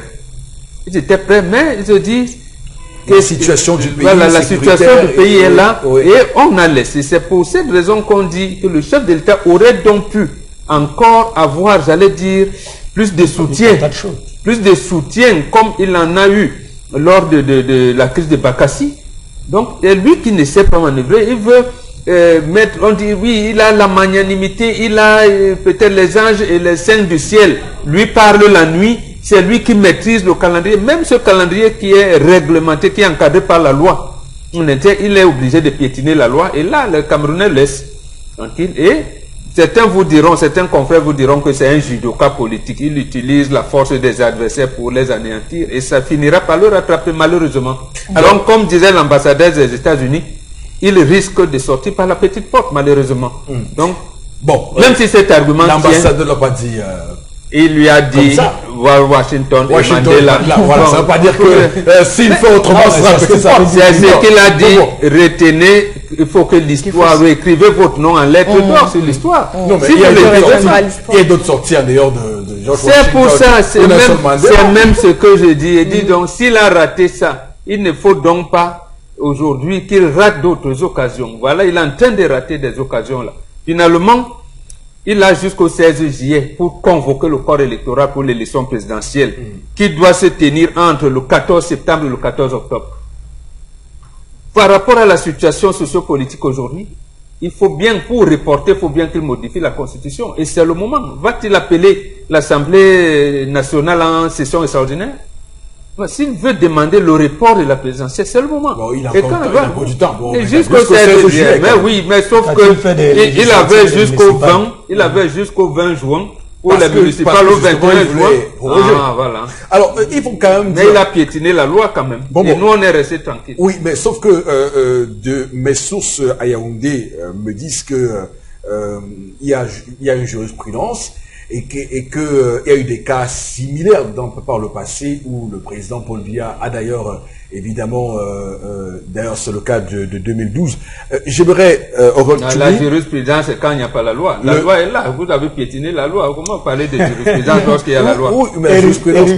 Je dis ce sont mes sources. Dites vos sources qu'il y a la loi quand vous avez piétiné. Moi je ne suis pas juriste. Alors je sais qu'il avait une date, il n'a pas respecté la date. Et donc ces mêmes sources disent que le président a donc contourné ce piétinement de la loi. Donc c'est donc lui qui a un agenda caché. Ce piétinement de la loi, parce qu'avant le délai légal de convocation du corps électoral, que ce soit pour les législatives et les municipales 21 et 20 juin, il a envoyé des correspondances au président du Conseil constitutionnel pour avis et aux deux présidents du Parlement pour avis. Donc ça montrait sa bonne foi de proroger le mandat. C'est ce qu'on m'a dit, Yaoundé. Qu'est-ce que vous dites? Les municipales ne demandent pas de saisir. Il peut faire un décret. Donc même ça aussi, il a consulté pour faire un décret. Il non, ne vous a pas je pense, et c'est ça qui a toujours été gênant dans cette République. Vous savez, moi ce qui est bien, c'est quoi? Parfois vous parlez de la France, j'ai envie de prendre l'exemple de la France. Juste pour dire que à chaque fois qu'il y a des actes qui engagent la vie de la nation, il relève de la compétence du chef de l'État de s'exprimer. Je tiens à vous dire que même les lettres auxquelles nous faisons allusion, personne ne nous les a présentées. Ce sont les réseaux qui ont permis à ce que ce soit sur la toile comme d'habitude. Parce que le Cameroun est devenu un pays de toile d'araignée. Est-ce que vous comprenez, Eric? Donc jusqu'ici, le chef de l'État est resté tranquille, silencieux. Je vous coupe pas. Ils nous ont même dit, les deux institutions, à travers le porte-parole du gouvernement, de ne pas nous fier aux informations envoyées par la toile. Donc, dites à vos sources là que... Donc, ça veut dire que... pas fiable. Ça veut dire que si je voudrais quoi? Si je voudrais être républicain, moi, Tchoumi, je refuse ces bouts de papier que j'ai vus sur Internet. Absolument. Je les refuse.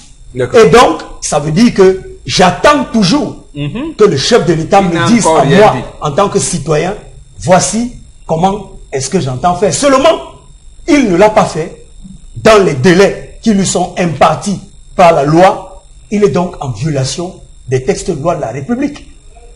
Et je salue, comme Mombo l'a dit, le peuple, mais pas les opposants.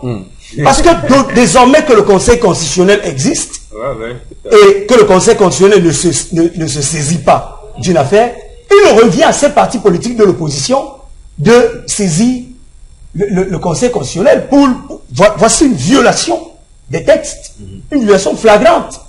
Nous sommes le 27 aujourd'hui. Ça fait 7 jours, donc une semaine, que le corps électoral pour les municipales, 6 pour les législatives devaient être convoqués, mais jusqu'ici, absolument rien. Et personne ne s'en émeut. Et naturellement, on va nous parler du calendrier du chef de l'État. Non, il est temps que le chef de l'État nous dise effectivement, voici mon calendrier. Alors, il y a des griots qui vont vous répondre que vous allez lui faire quoi? Donc, voilà. il y a des griots. Nous, on préfère ça, c'est bon. Oui, qui vous dit ça régulièrement, que parlez, mais qu'est-ce que vous allez faire? Donc, on ne peut rien Ils faire. vont même dire bavarder là. C'est la preuve simplement que nous sommes dans un système de la navigation à vue. Parce que Bob l'a dit, et je l'ai dit encore, que on a gagné les élections présidentielles en 2011. Nous sommes au pouvoir depuis 2011. Et donc nous savions qu'en 2018, nous aurons les élections. Et pendant qu'on parle, on ne parle plus des régionales. Hein. On ne nous dit plus rien au sujet des élections régionales. Et donc, basta. Bravo la décentralisation, chapeau. D'accord. Florazé, sur cette prorogation du mandat de député qui enfin est arrivé à l'Assemblée nationale. Je rappelle que, comme on le dit sur ce plateau, nous sommes en train de nous glosser un peu sur cette question, mais il faut dire que il y a des députés qui sont très contents parce que un an de rallonge, c'est plus d'avantages, et ceux qui se rangent le pouce, c'est ceux qui pensaient que c'est déjà leur temps et qui doivent tout de suite être députés, donc clairement. Oui, Eric Fopoussi, mais oui, sauf que pour nous qui sommes spectateurs, pour nous qui attendons, ce qu'on attend, on attend de voir réellement ce jeu démocratique se vivre. Ben, sauf que c'est pas la réalité. Mais on est là justement pour attendre les prochains événements. Parce que justement, les cartes, nous présentement, nous ne les avons pas. Donc, nous sommes là en tant qu'observateurs de la scène politique. Donc, nous allons observer pour voir ce que la suite nous réserve, Eric Fopoussi.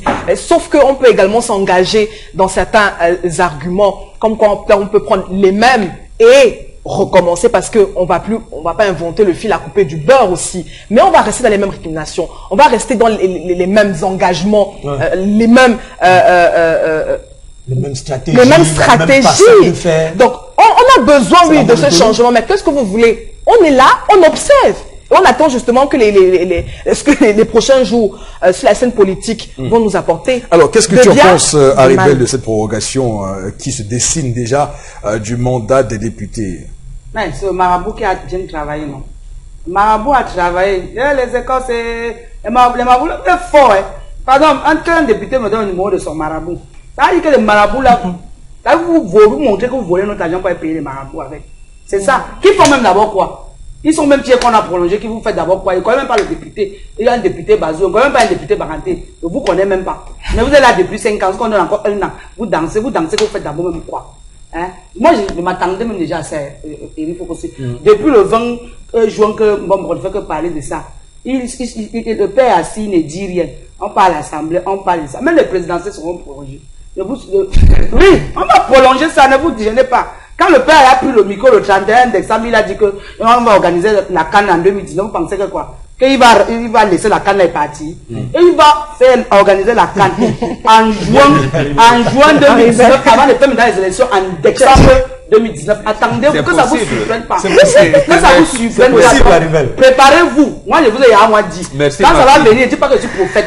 Parce que moi, je vois. Il va laisser qui? Les députés, les maires, ils sont en train de bouffer les écorces. Que le père là reste là-bas. Parce que s'il part, le pouvoir, tout va tomber. Donc, il va sauf que rester là-bas. Selon eux. C'est pour ça qu'ils sont fiers, comme on a prolongé. En tout cas, rien ne surprend plus sur le continent africain, puisque rappelons que Joseph Kabila, son mandat est expiré depuis 2016, mais il continue, je ne sais pas quel moyen, à rester au pouvoir en RDC. Donc en Afrique, chacun piétine comme il veut, même la Constitution. Alors, Florazé, la troisième information ce matin. La dernière, Eric Fopoussi, qui est donc lié au ministre de l'administration territoriale, déjà qu'avec quelques images qui ont fait le tour des réseaux sociaux et puis qui, enfin, des images de vidéos cannibalisme où on voit, enfin, des personnes voulant consommer la chair humaine et autres. Bref, on a vu du mal à dire ça. Attention, la chair humaine. Non. Je tiens à les personnes qui ont été pas choquées. Mais ne dites plus rien, parce que c'est clair que c'est grave. Si c'est avéré, si ces faits sont avérés, c'est très grave pour ce pays. Oui, sauf que... il est important qu'on le dise à haute et intelligible voix. Oui, il y en a qui consomment la chair humaine. Comprenons aussi que ma fille n'a pas été élevée comme ça. Mais bon. Sauf qu'il y a une fois pour sur la toile. Donc, le ministre, en tout cas, s'est attardé sur cette vidéo que certains sur les réseaux sociaux bafouent parce que affirment que c'est lié à un film nigérien et autres, que c'est un montage. Et puis le ministre Atangadi a donc traité les sécessionnistes justement de barbares et qui sont plus terribles justement que ils sont pires que Boko Haram. Oui. Donc maintenant et puis il dit qu'il faut continuer à intensifier, pourquoi pas, les dérafles dans les deux parties du pays pour assainir notamment au nord-ouest et au sud-est, et continuer même de saluer également le plan d'assistance humanitaire lié justement à subvenir justement aux besoins de ces délaissés, ces personnes qui sont en proie aux violences dans les deux régions du pays. Mais en tout cas, cette sortie n'a pas été très bien appréciée par tous sur la toile et même par certains politiques de certains membres de l'opposition, en tout cas. En tout cas, c'était quand même une réaction. Parce que cette information est capitale, oui, parce que ça nous permet de comprendre comment le Cameroun va vivre dans les prochains mois. Parce que au-delà de ce que vous rapportez comme réaction du ministre Paul Atangadi sur cette histoire de cannibalisme, je rappelle que lui, lui-même a dit que les anglophones n'ont pas de problème de marginalisation au Cameroun et qu'ils sont les plus choyés du président Paul Biya depuis qu'il est au pouvoir. Franchement, également, on veut bien se taire et être pondéré, mais là, c'est gros quand même pour Bengan. À un moment donné, on veut être gros, on veut être neutre, mais sauf que quand un ministre dit ça, ça peut révolter quand même. Oui, ça peut révolter, ça a révolté. Oui. Ça a révolté surtout les populations même anglophones. Oui. Ça a révolté. Mais, comme on le dit souvent, et beaucoup d'entre nous, et nos aînés qui nous ont appris ce qui s'est passé effectivement à Fumban et tous ces péripéties jusqu'aujourd'hui, c'est pour dire quoi? Pour dire ce que je reproche au peuple camerounais qui attend des élites. Nous avons dit, le pouvoir politique a été distribué entre les élites. Et ces élites-là cooptent, pour certains, les autres qui étaient à la périphérie. Donc ça reste entre eux. Ne confiez pas le pouvoir politique aux élites. Et lui, il appartient à cette élite-là qui a été cooptée pour diriger le pays. Donc, à ce moment, c'est ce qu'on parlait tout à l'heure de Bello Bouba. Maïgari, Bello Bouba n'a rien à voir avec l'UNDP. L'UNDP peut s'émouvoir ou pas. Il a dit non, lui il est là où il est et il avait choisi un certain nombre de personnes. Rappelez-vous qu'il voulait enlever Issa Tiroma et Amadou Moustapha et ils ont vite fait de créer la NDP pour se maintenir au pouvoir. Absolument. C'est la même chose que on lui a fait la Apitois. Et les Pierre était entré au gouvernement pour le compte de l'UNDP. Ayant vu comment ça se passe, il dit non, Beta j'entre au RDPC. Donc, c'est pourquoi Célestin Bédigui a fini par se décourager et quitter l'alliance de l'UNDP. Oui. Donc, M. Atangadi, qui vient du secteur privé, je vois son dynamisme. Là, quand même, il faut le lui reconnaître. Un gars dynamique. Et en plus, il n'est pas sorti de l'ENAM. Et lui confier le ministère de l'administration territoriale, ça veut dire que c'est un homme du sérail. Ça veut dire qu'il a vraiment été bien coopté. Bon, être dynamique et efficacité, c'est deux choses différentes. Non, je ne dis pas qu'il est efficace. Je dis qu'il est dynamique. Non, je veux juste une précision. J'ai dit même qu'il est téméraire. Parce que là, il n'est plus que le courage. Il n'est pas sorti de l'ENAM. Et figurez-vous qu'il cumule encore. Il est minable et il reste secrétaire permanent du Conseil national de sécurité. Absolument. Et ce qu'on vient de faire à Yaoundé, j'imagine, je ne suis pas dans le secret des jeux, cette idée doit venir de lui. C'est-à-dire qu'il veut, aller à la conquête de ces deux régions-là. Et c'est lui, le Minat, qui a plus, j'allais dire, qui maîtrise mieux que les autres ministères, l'administration du pays. C'est-à-dire, lui, il a je veux dire, ses démembrements vont jusqu'au chef auxiliaire d'administration. Voilà. Et beaucoup de chefs auxiliaires d'administration ne sont plus dans leur village. Et les sous-préfets sont assassinés et tout. Il veut donc pénétrer dans ces deux régions-là pour avoir la maîtrise du territoire. Et justement vous dire que ce que beaucoup de gens oublient, c'est que le ministre Paul Atanga Nji a un vrai ancrage territorial. Alors, parce que j'ai été proche de lui à un moment donné, je peux vous dire que il a de nombreuses personnes du terrain. Il a de nombreuses personnes dans ces parties du pays là, nord-ouest et sud-ouest, qui lui doivent d'ailleurs leur carrière. Ça veut dire qu'il a réussi à faire. C'est lui qui a coupé les pieds au SDF. Voilà. Il y a une horde d'étudiants de l'université de Tchang qui doivent beaucoup à Paul Atanga Nji. Donc, quand on parle de Paul Atanga Nji, il faut bien qu'on comprenne qui est l'homme et pourquoi il dit souvent certaines choses. C'est pour cette raison que nous reprochons au président Biya d'avoir mis de côté les militants. C'est-à-dire, on peut tout reprocher à Grégoire Rona, mais on ne peut pas lui reprocher son statut de militant. Voilà un militant. Paul Atanga Nji, c'est un militant. Mais le RDP, le président de la République, a mis les énamiens là et tout, qui ont saboté l'action qu'auraient pu faire les vrais militants du RDPC. Sinon, les Teba Yéné ne souffriraient pas. Les Messanga Nyamdi, il y en a plein comme ça, qui sont des militants qui étaient prêts à aller au front pour défendre bec et ongle leur champion. Et je pense que s'il les avait utilisés comme il le fait pour Atanga Nji, la situation n'aurait pas été aussi malheureuse pour le RDPC aujourd'hui. En tout cas, on peut aujourd'hui dire qu'il reste le dernier des Mohicans. Il reste celui qui peut encore pour l'instant faire en sorte que tout il peut mourir pour sauver le président de la République. Voilà. Sauver aussi le Cameroun. Puisque en fait, là, j'ai dit, non, il a d'abord son type. Non, d'abord pour le Cameroun. Mais c'est ce que moi je souhaite, mais lui, il a un type. Non, mais enfin bref, je peux vous dire que pour la Tangadi, il a le Cameroun dans les veines. Absolument. Je peux vous le dire. Alors, Oriol Tchoumé. Eric, lorsque vous avez dit comme ça, vous m'avez cassé complètement. Non, mais comment au début, vous avez bien commencé. Non, mais comment ça? Vous nous dites que c'est l'homme qui a dit qu'il n'y a pas de problème anglophone. Mais j'ai commencé comme vous. Voilà. Alors, vous nous dites qu'il a le Cameroun dans les veines, il a le Cameroun dans ça, il a le Cameroun dans ça. Pour moi, non.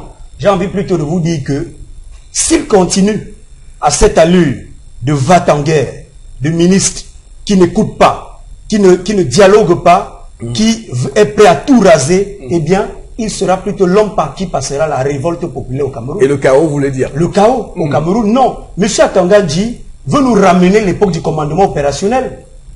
Monsieur Atanga Nji veut nous ramener l'époque de la répression.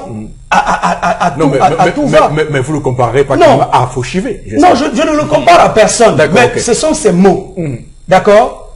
Un ministre doit être réservé. Vous avez vu des images. Certaines personnes disent c'est un montage. S'il a les preuves, mais qu'il laisse le ministre de la communication faire sa traditionnelle. Non, je vous rappelle qu'actuellement, pour la Tangandi, il fait de l'ombre à tout le monde. Hein. Que ce soit Joseph Etier Assomo de la Défense, que ce soit Issa Chouba Bakari, il fait de l'ombre à tous les ministres actuellement. Il n'a pas besoin de ça. Ça, c'est de l'agitation. Et bien jamais. On appelle ça de dynamisme. Il est dynamique. D'accord. Mais seulement, j'ai envie de dire à M. Atanga Nji que quand il est arrivé à ce ministère, moi, je fais partie de ceux qui ont jubilé. Il y a lui, il y a monsieur Yves Landry et Toga du CED, il y a monsieur Betty Assomo au MINDEF, il y a Minel Libom Lilikem au Minpostel. Ce sont des jeunes qui peuvent apporter quelque chose dans ce pays. Mais ils n'ont pas besoin d'aller en guerre. Il doit plutôt aujourd'hui nous dire quelles sont les solutions à apporter à la crise anglophone. Mais pas dire non, les anglophones sont, les sécessionnistes sont pires que Boko Haram, patati patata, on n'a pas besoin de ça. D'accord, ok. Alors, je précise que la qualité de l'émission dans laquelle il a fait son déclaration, car est une émission qui passe sur la chaîne d'État et qui est souvent consacrée à l'actualité de la présidence de la République. Alors, le fait qu'il soit passé est un signe. Je rappelle qu'il y a des gens qui commencent à faire rouler la musique qu'il serait en train de préparer par le président Paul Biya. On verra, puisqu'il y a beaucoup de dauphins qui se créent, qui se mettent sur le chemin. On verra très bien si Paul Atanga Nji constitue évidemment un candidat sérieux au Dauphinat. Non, je pense que non. Il s'est lui-même présenté comme un soldat. Il ne peut pas. Voilà, et quand on me disait qu'il était courageux, j'ai juste envie de vous dire qu'il avait fui à Bamenda. Le jour où les gars sont sortis, on ne peut pas nous dire de quelqu'un qu'il est courageux alors qu'il reste à Yaoundé. Il vit à Yaoundé. Quand il veut manger à midi, il a le choix de menu. Quand il sort, il a un homme en tenue dans sa voiture, il a peut-être 1 ou 2 véhicules qui assurent sa protection et il dit aux gens, non, tout va bien, à Bamenda, il n'y a pas de crise et tout le reste. Non, il n'est pas courageux. S'il est courageux, eh bien c'est à Bamenda qu'il doit être. C'est le bien l'aime qu'il doit être. Qu'il dorme là-bas 2 semaines pour mettre la paix et il revient, on va dire, voilà Tarzan. Non, il a fait une tournée quand même, une très longue tournée d'ailleurs, très longue tournée dans les 2 régions. Et c'est lui qui a fait conquérir les conseils municipaux pour le conduire de PC dans cette zone qui était complètement ravagée dans la Mézam qui est justement. On ne peut pas le dire. Moi, je suis bien contre le régime, mais il faut reconnaître qu'il y a quand même certains individus là-bas qui... Je suis d'accord. Lui, à cette époque, sa logique, à cette époque, sa logique, c'était celle de tout faire. Je ne suis pas... D'accord. Je ne partage pas son point de vue sur la gestion actuelle de la crise anglophone. Oui, je veux juste dire que M. Atangadi avait compris qu'avec le SDF, il y a eu l'échec pendant de nombreuses années et il fallait donner une chance au RDPC. D'accord, très bien. Merci beaucoup Florazé pour ces informations sur les réseaux sociaux. L'émission se poursuit. Dans un court instant, madame, monsieur, on va se prendre évidemment Constilamine qui va nous rejoindre en plateau pour nous parler du Vombio, du Red Cooper, voilà, ce matin. Est-ce que la nourriture colle constamment à votre poil? Fatigué de frotter, gratter et d'abîmer vos poêlons? Eh bien, j'ai la solution. Bonjour, ici Cathy Mitchell, avec ma nouvelle poêle Red Copper. Cette poêle révolutionnaire est faite de céramique non collante et de cuivre super solide. Garantie de rester sans égratignure. Pas de rayures et pas de résidus collés. Elle est légère et extra résistante. Elle ne s'égratigne pas et elle ne s'effrite pas dans votre repas. Regardez, des biscuits trempés dans le sucre à la cannelle et glacés de caramel collant. Mettez au four. Red Copper va au four avec sa poignée qui résiste jusqu'à 500 degrés Fahrenheit. Et le tout glisse tout seul. Miam! Cuisine et santé. Des lanières de poulet presque sans gras et presque sans huile. Red Copper utilise un cuivre pur à 100%, si durable que vous pouvez couper du beefsteak et des oignons pour un sandwich au steak et fromage fondant. Rien ne colle. Battez-y les œufs sans bol à mélanger. Vous gagnerez du temps. La poêle Red Copper est sans PFOA ni PTFE. Elle est sécuritaire pour vous et votre famille. Flambez vos desserts, grillez du poisson ou faites cuire un poulet au parmesan. Tout glisse facilement. Même le sucre caramélisé ne colle pas. Versez sur des arachides pour une délicieuse gâterie. Vous aurez toujours une poêle propre. Fouetter, cuire, frire et même retourner. C'est vraiment la poêle la plus polyvalente sur le marché. Et en plus, elle va au lave-vaisselle. Et donc on reçoit ce matin Constilamine, très content ce matin. Qu'est-ce qui se passe, Consti? Ben Eric, il y a de quoi être content. Hein. Il y a de quoi être très content. Quand déjà hier, on a reçu pas mal d'affluence du côté du magasin Mille et un tapis. Et ce matin, je viens de finaliser depuis 8h30 ce matin un nouveau contrat et je l'annonce en intégralité sur les antennes d'Equinox Télévision parce qu'il sera là, bien entendu, très prochainement. Le concept Salaka va vous permettre dans quelques semaines de pouvoir acheter une gamme de produits pour cheveux grâce à l'Institut de beauté Ahmed qui vous permettra dans quelques semaines, jour pour jour, de pouvoir entretenir vos cheveux, de pouvoir les traiter, de pouvoir utiliser un très bon shampoing. C'est grâce à la gamme des produits d'entretien pour cheveux conçu et produit par un géant du cosmétique, l'Institut Ahmed, en plein cœur de Douala, c'est à Deido. Alors à l'instant, place à la vente de ce matin qui concerne bien entendu ces poêles de qualité supérieure qui sont de retour sur les plateaux d'Equinox Télévision. Et c'est l'occasion déjà pour moi de dire merci à tous les clients du concept Salaka, de leur dire de toujours continuer à commander les produits à travers le concept Salaka et surtout de ne pas oublier leurs poêles de qualité supérieure qui signent un très grand retour encore ce mercredi matin. Alors parlons bien sûr de ces poêles. Je rappelle que c'est des poêles de qualité supérieure. C'est des poêles qui ne collent pas. C'est des poêles qui sont des poêles médicales pour dire tout simplement que nos amis diabétiques peuvent également les utiliser sans toutefois mettre de l'huile. C'est la seule poêle dans le monde entier qu'on peut faire ses frites de plantain. On peut faire frire son poisson sans utiliser de l'huile. Oui, c'est vrai, c'est prouvé et c'est vérifié.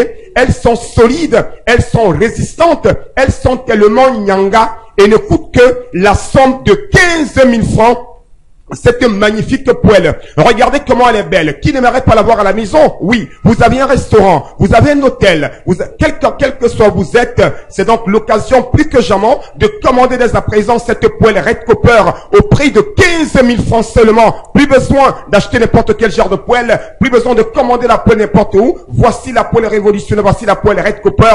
Vous l'avez donc au prix de 15 000 francs seulement. Je rappelle qu'elle ne colle pas, elle est solide. Regardez comment une voiture vient de monter sur la poêle. Elle ne se cassera jamais. Une poêle de qualité supérieure. Le modernisme, la qualité passe également par vous, chers téléspectateurs, grâce au concept Salaka qui vous permet encore ce matin d'acheter une poêle de qualité supérieure au prix bien sûr de 15 000 francs la poêle. À côté bien sûr de la poêle Red Copper, on a également cette paire de gants. Ah ben oui, des gants et rien que des gants. C'est pas des gants pour les mécaniciens, c'est pas des gants pour la tôlerie, non, c'est des gants pour la cuisine.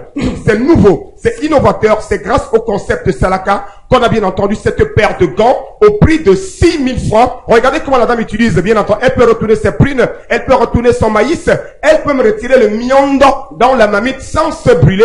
Vous avez donc la paire de gants à 6 000 francs, 6 000 francs. Et je rappelle que les deux produits font, bien entendu, un total de 21 000 francs. Bien entendu, bien, les deux produits font un total de 21 000 francs, à savoir 15 000 pour la poêle et 6 000 francs pour la paire de gants. Et comme c'est le Salaka, et comme c'est l'instant du Salaka, les premières personnes à commander à l'instant les deux produits ne l'achèteront pas à 21 000 francs, ne l'achèteront pas à 20 000, mais vont l'acheter à 18 500 francs. Oui, qui n'aimerait pas l'avoir? Il dit bien, une poêle, une paire de gants, pas à 21 000, pas à 20 000, pas à 19 000, mais à 18 500 francs, à condition de commander dès à présent, ou alors de vous rendre du côté, bien sûr, du magasin 1001 tapis pour les avoir. Ceux qui n'ont pas le temps de venir à 1001 tapis en plein cœur d'Aqua, appelez tout simplement nos numéros de téléphone. Vous êtes à Garoua, à Yaoundé, à Maroua, quel que soit vous êtes, vous aurez votre poêle au prix de 18 500 francs, à condition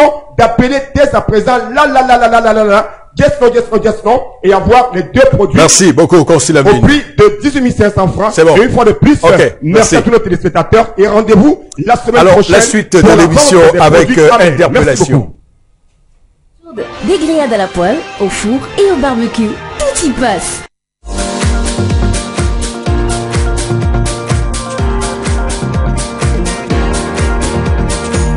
Notre pays souffre tellement, il y a tellement de secteurs touchés dans notre pays, donc du coup, on peut avoir toujours des pluies d'idées là. Mais moi, je préciserai le niveau de l'éducation, vu que je suis un jeune étudiant. Bon, au niveau de l'organisation, lors du paiement, c'est très mal structuré. Puisque payer c'est les frais d'étudiants, il faut passer peut-être des semaines.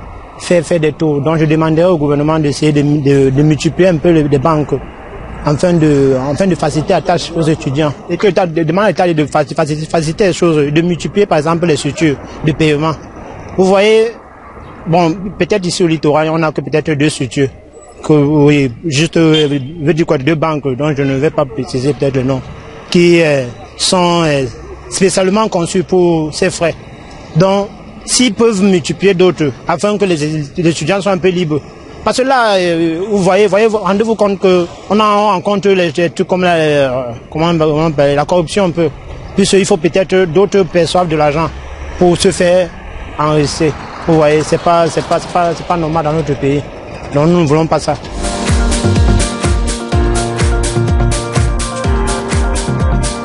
De ce matin du compatriote qui est bien sûr arrivé dans les oreilles des personnes qui peuvent décider pour un changement de cela. Mais quand même, Florazé, quel est votre regard sur ce qu'a dit le compatriote? Oui, c'est une question vraiment essentielle. Vous vous souvenez, à Gamoundéré, on a démasqué tout un réseau et avec un certain monsieur, en complicité même avec des enseignants de la dite université, qui avaient donc réussi à soutirer pas mal d'étudiants, d'une centaine. Alors on se pose la question, comment ce dernier avait-il réussi à avoir le cachet de la banque, etc. Et comment avait-il réussi à amadouer les étudiants? Et on revient même pour dire que maintenant le système de la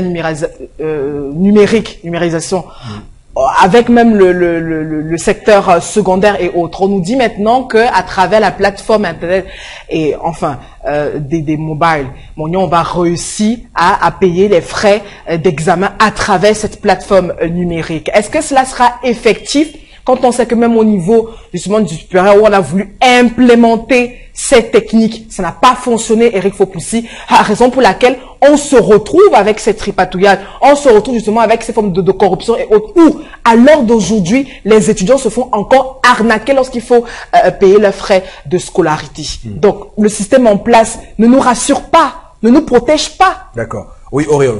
Oui, il faut dire qu'il y a un effort qui est quand même en train d'être fait. Si vous prenez le cas de l'université de Douala, ils ont créé une plateforme numérique qui s'appelle Systac Online, qui certes est encore entachée de beaucoup d'irrégularités, parce que si vous prenez le cas de la banque UBA, désormais il est question de payer là-bas. Mais si vous allez à UBA Marché Congo, on vous dit non, allez payer seulement à UBA du campus. C'est à partir de peut-être la deuxième tranche, on va vous dire bon, allez payer à quoi. Donc, d'accord. Il faudrait aujourd'hui imiter l'exemple rwandais. Il faut numériser, comme elle a dit, entièrement. C'est-à-dire que je dois être capable de payer mes frais de scolarité, mes droits universitaires, étant même assis sur ce plateau. À partir de mon téléphone, je paye et je reste tranquille. Je vais seulement chercher mes reçus. Est-ce qu'on nous rassure qu'il n'y aura pas des défis? D'accord, très bien. Non, au Rwanda, il n'y a pas de délestage. Les gens chargent leur téléphone régulièrement. Okay. Là-bas, il y a le réseau. L'accès à Internet, voilà, Internet aussi. Très bien. On va prendre quelques messages, Florazé, avec vous, je vous en prie, pour bien sûr embrayer sur cette interpellation ce matin qui nous a permis d'ailleurs de parler d'un sujet qui nous donnera évidemment du grain à moudre dans les semaines à venir. C'est promis, nous parlerons de la numérisation, du moins de ce processus-là au Cameroun et quels sont les différents freins à sa mise en œuvre effective, puisque le Cameroun d'ailleurs visiblement n'est pas comme le Rwanda. Oui. Allez-y, Florazé. Alors j'ai également piqué quelques SMS sur notre page Facebook 10-12 le Zénith. Alors Christian Tieling pense que le président de la République ne bat jamais campagne, il reste président et ce sont justement ces ministres qui le font à sa place.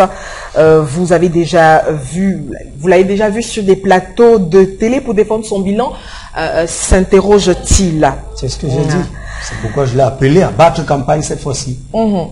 Aaron David Boom pense que pourquoi exclure Douala 6 ou tout au moins revenir sur la question du débat, puisque ça me permet de revenir sur un cours de marketing politique qu'on a eu et qui marque le début de la télévision et du show télévisé des candidats aux États-Unis avec Nixon, pour dire que on peut tout au moins instaurer un débat politique à la télévision. On l'institutionnalise, on le régit clairement pour que les différents candidats, bon, malheureusement, on n'a qu'un seul tour. Je parlais du débat du second tour, pour que les deux candidats qualifiés au second tour puissent débattre avant. Même ne serait-ce que le premier tour, les membres du Sérail vont avoir peur. C'est pourquoi ils ne peuvent même pas accepter que le chef de l'État vienne sur un plateau. Et donc, on va coincer Jean Dioga, on va coincer tout le monde, aussi Kamto et tout le reste. Mais on ne pourra pas coincer le chef de l'État. Les membres du Sérail ne peuvent pas accepter. Tout le monde n'est pas Laurent Gbagbo. Voilà, c'est pourquoi on se dit que même le discours qu'il lit tout le temps à la télé, ce n'est pas lui qui a écrit.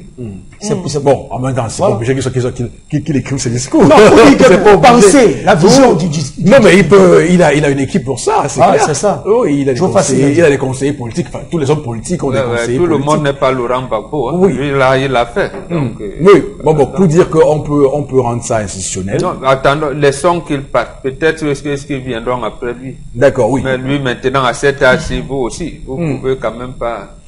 Alors, Florazé, allez-y. Alors, on a une autre réaction. Les sécessionnistes font pire que Boko Haram. Aller jusqu'à préparer la chair humaine dans les marmites pour manger. Vraiment, on n'a jamais entendu pareille chose chez Boko Haram. L'information n'est pas encore avérée. Non seulement ce n'est pas confirmé, mais ce n'est pas nouveau au Cameroun. Parce qu'on a vu ici, à Bonepoupa, le Nigérian jusqu'aujourd'hui qui est en fuite, il est venu, il faisait enlever les filles en Ndokoti, on les emmenait. Non, Auréole, ça c'est un cas qui n'a rien à voir avec la crise anglophone. Ça existe, des cannibales, ça existe. On n'est pas sur le débat. Le débat, c'est de dire que les sécessionnistes et tout ça font du déjà, cannibalisme et prennent des Camerounais pour les manger. C'est une question qu'il faut vérifier. Absolument. Voilà. Bon, faut vérifier cette info. Alors, il y a Aaron David Boom sur notre page 10-12 Les Zéniths qui dit pourquoi oublier Manoka dans la réflexion des divertissements des jeunes. Avez-vous idée de la façon dont les divertissements se gèrent là-bas? C'est extrêmement grave. Il faut mener une réflexion de divertissement pour les jeunes à Manoka. Là-bas, Manoka, son sous-préfet habite ici, le maire habite ici, donc eux-mêmes ils ne sont pas là-bas. Donc Manoka a vraiment un cas particulier. Et on a même vu tout récemment le ministre, même le proviseur du lycée habite ici. Paul Motazé qui a fait un périple là-bas et c'était vraiment très compliqué. Hein, pour nous qui sont dans sa délégation, c'était extrêmement compliqué ce périple là-bas. Mais il a raison, il faut aussi penser à Manoka. Si c'est un arrondissement, on devait exiger du souveraineté du maire. C'est clair. Voilà, ils vivent là-bas. À défaut de ça, vous dites que ce n'est plus un arrondissement. Non, mais le souci, c'est comme vous l'avez dit dans votre chronique aujourd'hui, c'est que on a l'impression que le pays est en autogestion, ce qui fait que tout ce qu'on raconte sur ce plateau-là, ça aurait été dans un pays qui se respecte, que vous auriez eu des projets comme ça sur la table qui sont menés à bout. Et voilà. Mais sauf que, qu'est-ce que vous voulez? Le Cameroun est ce qu'il est depuis le 6 novembre 1982. On n'y peut rien. Voilà. Une autre réaction de Sawala à Bertois. Je pense que ce sont d'ailleurs les députés centralisés de Yaoundé et non décentralisés, car ils n'ont pas la réalité de vie du bas peuple.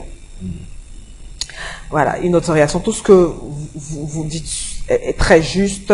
C'est le tout-puissant. Ce sont des tout-puissants. C'est pour cela que ça n'a pas d'effet, puisqu'ils suivent à la lettre les exigences. Enfin. D'accord. Ok. Merci beaucoup. J'aimerais sur la fin mener une petite réflexion parce que hier j'étais en discussion avec un Camerounais qui me disait que il y a des personnes qui, compte tenu de leur relative bonne vie à travers leurs revenus qui semblent élevés, estiment que le pays se porte bien. Je rappelle que lorsque vous faites un tour aux États-Unis ou en France et que vous voyez comment là-bas ces pays-là sont construits, revenez au Cameroun et faites une projection. Le Cameroun mérite aussi d'être construit comme ces pays-là. S'ils ont réussi à le faire, nous on peut le faire. Et pour le faire, il faut des hommes qui puissent avoir cette volonté pour le faire. Et c'est en démocratie qu'on choisit et qu'on change les hommes au gré des mouvements politiques. Madame, Monsieur, merci infiniment de votre fidélité. On se retrouve demain 10h pour une nouvelle édition, 10h et surtout que Dieu bénisse notre cher et beau pays, le Cameroun.